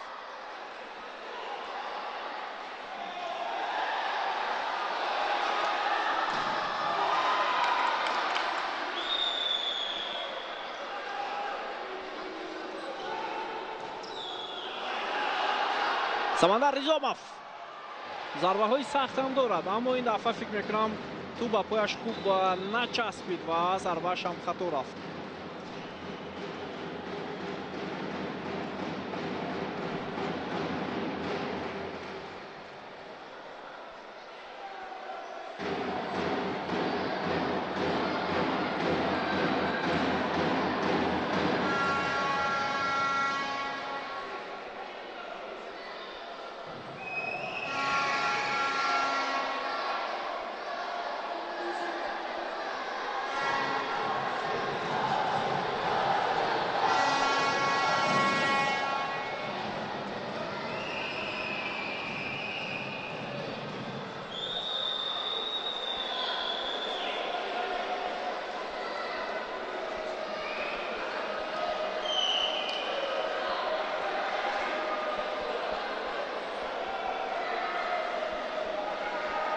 خب بازی ادامه میکند، وقت کم باقی مانده است.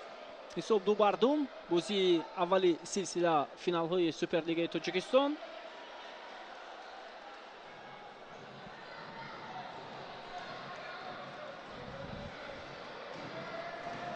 Наказато, Сангов тубро аз ӯ боз гирифтанд. Исмоилов, партоби ӯ бисёр олӣ, вале зарбаи легионери дастаи Истиқлол Матео Соуза хато буд.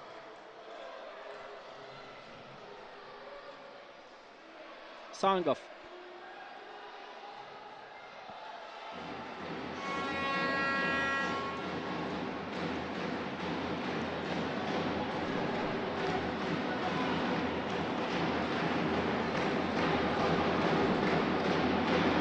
Ёров, Наказато, гузориши бисёр хуби ӯ, вале зарбаашро Фирӯз Бекмуродов баргардонид. дар умум поёни рақобат ман фикр мекунам бо як шуруш омади хеле баланд сурат мегирад. поёни рақобат бисёр пурэҳсос ва бо ҳамлаҳо бояд сипарӣ шаванд. барои Соро ки дар майдони худ бозӣ дорад пирӯзӣ бисёр муҳим аст. барои Истиқлол ман фикр мекунам натиҷаи мусовӣ ҳам басандагӣ хоҳад кард, вале бояд як даста пирӯз шавад. باید یک دسته پیروز شود. دوستان عزیز، یوروف حالا امکان پیدا نکرد ادریس یوروف که ضربه زند و اعتراض میکند به داور که رستم حمیدوف به او مانع پیش آورده است. توپروای بازیگران استقلال،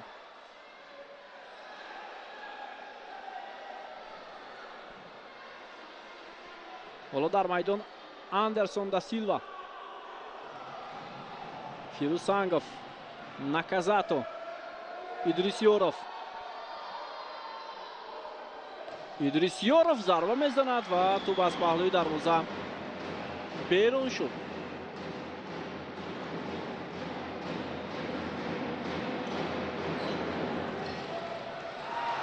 توپ را نگرفته از فیروز سانگوف و عبدالقیوم عمرов. идомаи ҳамлаи бозингарони дастаи Соро ва паси Наказато ба Андерсон да Силва буд. да Силва андаке дуртар қарор дошт, ба ин хотир муваффақ шуда натавонист барои идома додани ҳамла. Александр Забирас ишора мекунад ки бояд орумтар бозӣ кунанд шогирдони ӯ.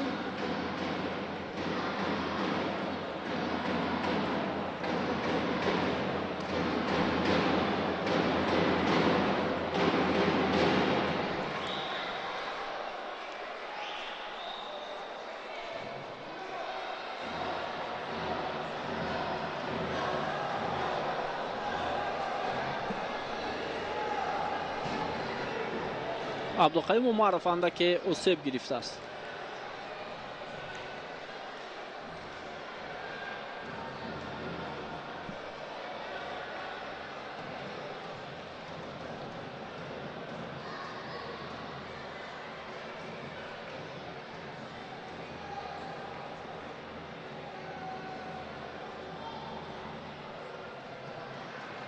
абдулқаим умаров голи воқеан ҳам зебо зад ба дастпаси анҷомдодаи рустам ҳамидов ба кунҷи дарвозаи дастаи соро. ҳоло як имконияти хуб барои бозингарони соро, вале касе набуд ки дар ин лаҳза зарбаро ҷониби дарвоза анҷом диҳад.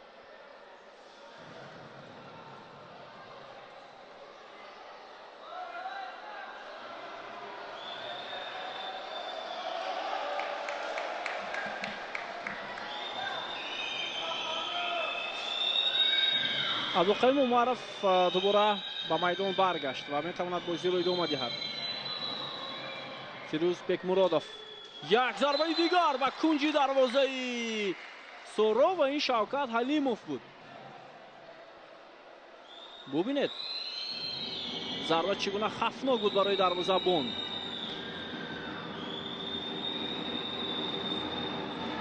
бекмуродов, Насратшо Исмоилов бо ту бозингарони Истиқлол. Исмоилов ҳамла идома мекунад ва зарба аз ҷониби Муҳаммадҷон Шарифов, вале муҳофизатгарони тими соро аз ҷумла Дилшод Саломов буд, агар хато накунам, бисёр хуб бозӣ карданд. Бекмуродов ишора мекунад ки бояд бозингарон талош кунанд барои қабули пас.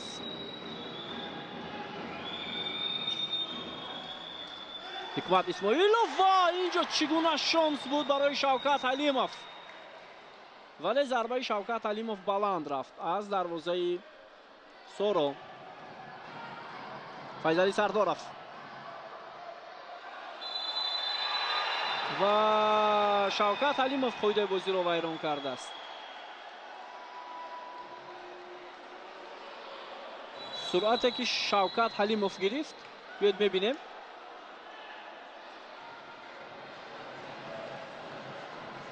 инҷо қоидаи бозиро вайрон кард 100%, ягон ҷои шаку шубҳа нест. ӯ ба ҷои он ки тӯбро изонад, пои бозингари дастаи соруро зад.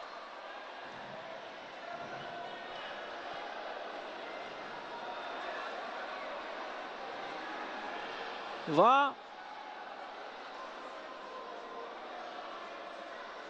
мебинем моло зарбаи ҷаримавиро бо иштироки бозингарони тими соро дар назди тӯб.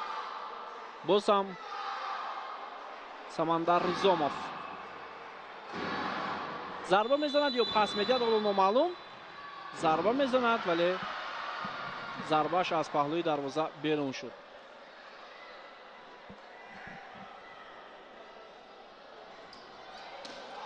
ва бисёр ҳолати пуршиддат. довар инҷо бозиро боз медорад. дарвозабон ё бозингар ҳар ду осеб гирифтанд.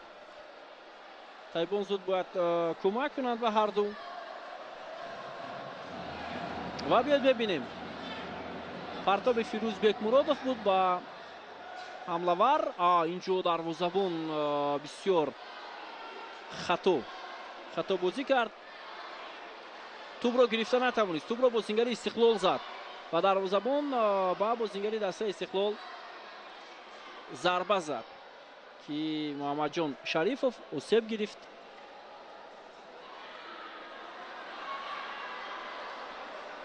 ва умедворим ҳарду хуб ҳастанд, ҳам дарвозабони Соро ва ҳам бозингари Истиқлол. бозингари Истиқлол аллакай аз ҷой бархест, ба дарвозабон ҳоло кӯмак карда истоданд.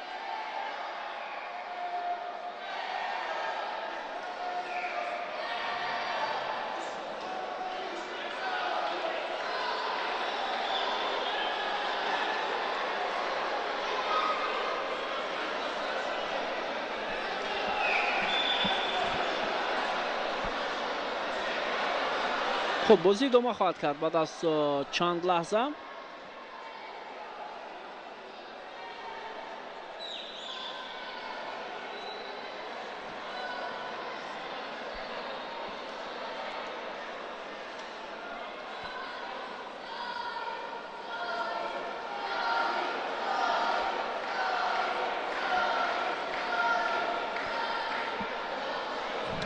خب تا حال کمک رسانیده می شود به دروازه‌بان، تا حال به خود نامده است. گل دومی دسته استقلال که به عبدالقیوم عمرов تعلق دارد. اینجا دروازه‌بان گمان کرد که گل نشده است، ولی گل به همون سکنجه کنجی چپی دروازه رسید و برگشت. عبدالقیوم عمرов بود مؤلف گل دومی دسته استقلال.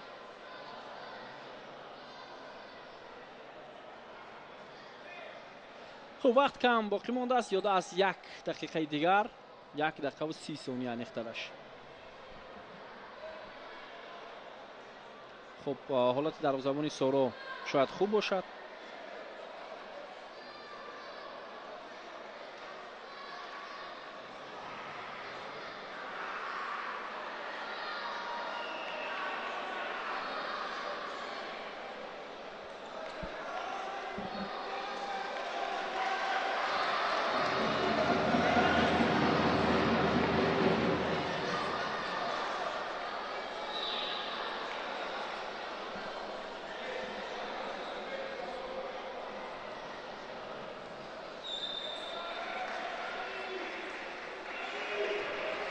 فایزعلی سردارов.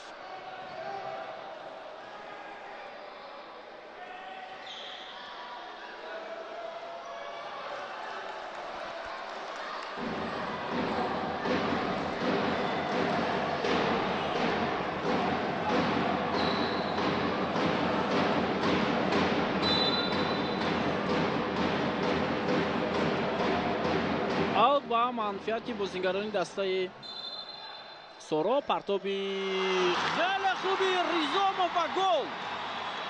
ҳисоб 3-2. ғайриинтизор гол мезананд бозингарони Соро ва Матео Соуза муаллифи голи севуми дастаи Соро компания. паси Самандар Ризомов аз аут буд. бозингарони дастаи استقلال در این وضعیت فارغ بالی کردند و خط محافظه را مستحکم نگاه نداشتند.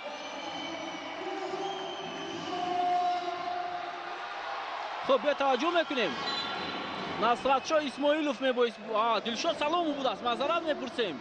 من گمان کردم لیگنری دسته سورو گل زد، ولی دلشاد سلاموف توپ را به درون دروازه فیروزبک مرادوف روان کرد و حساب را 3-2 نمود. وقت خیلی کم باقی مانده است.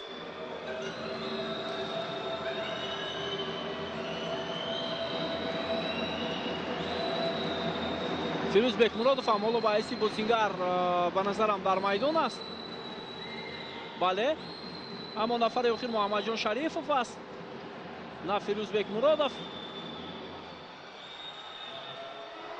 بیشتر بازیگران دسته استقلال میخواهند با تو بازی کنند.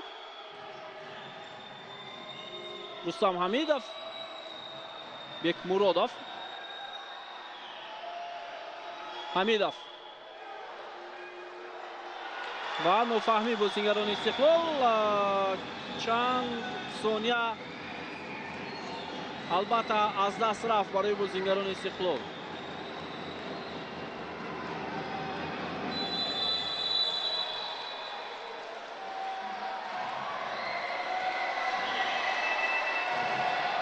خب تایم اوت گرفته می شود از جانب سرمربی دسته سورو.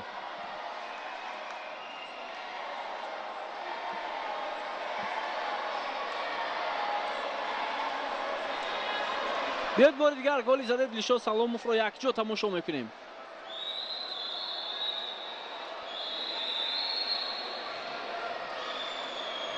ببینید ضربه زد و اینجا دروازه‌بان همین ضربه رو برگردونده نتوانست. حساب 3-2 با فایده دسته سورو شد.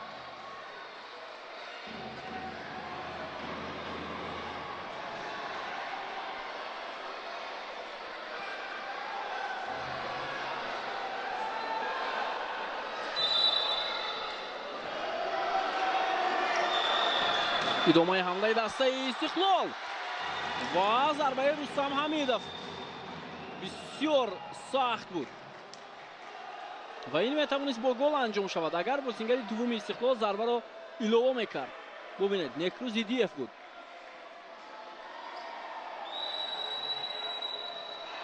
باز یک حمله دیگر استقلال. دروازه‌بان حالا خود را به زمین هوا میدهد.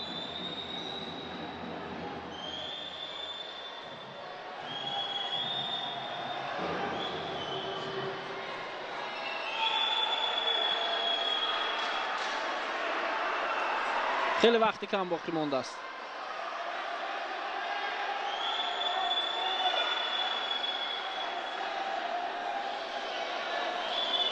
طبیبان دسته سورو کمک میکنند به دروازه‌بان.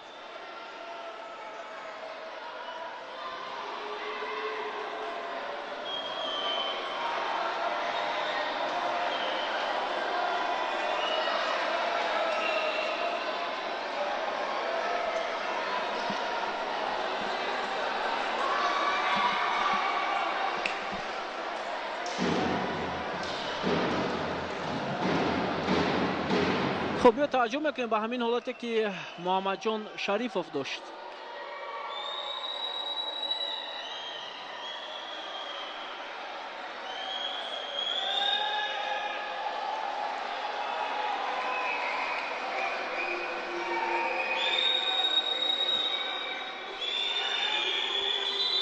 خب ادامه حمله بازیگران استقلال.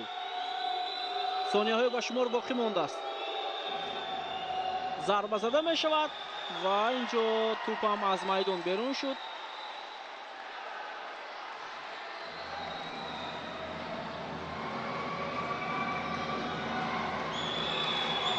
خب میبینیم برای یک حمله دیگر وقت میابند بازیگران استقلال یا نه.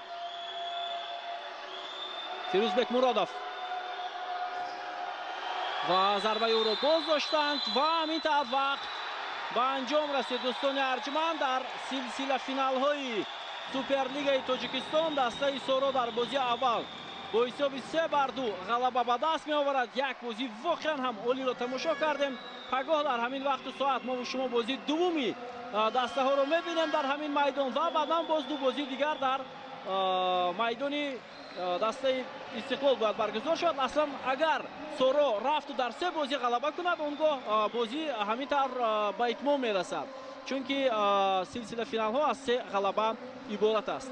دوستان عزیز بابا خالمرادزاده بودم که این بازی را برای شما شرح و توضیح دادم با جمع همکاران تکنیکی شبکه ورزش. تا گزارش های نوبتی صحتمند و پیروز باشد. دوستدار فوتزال بمانید. خیر.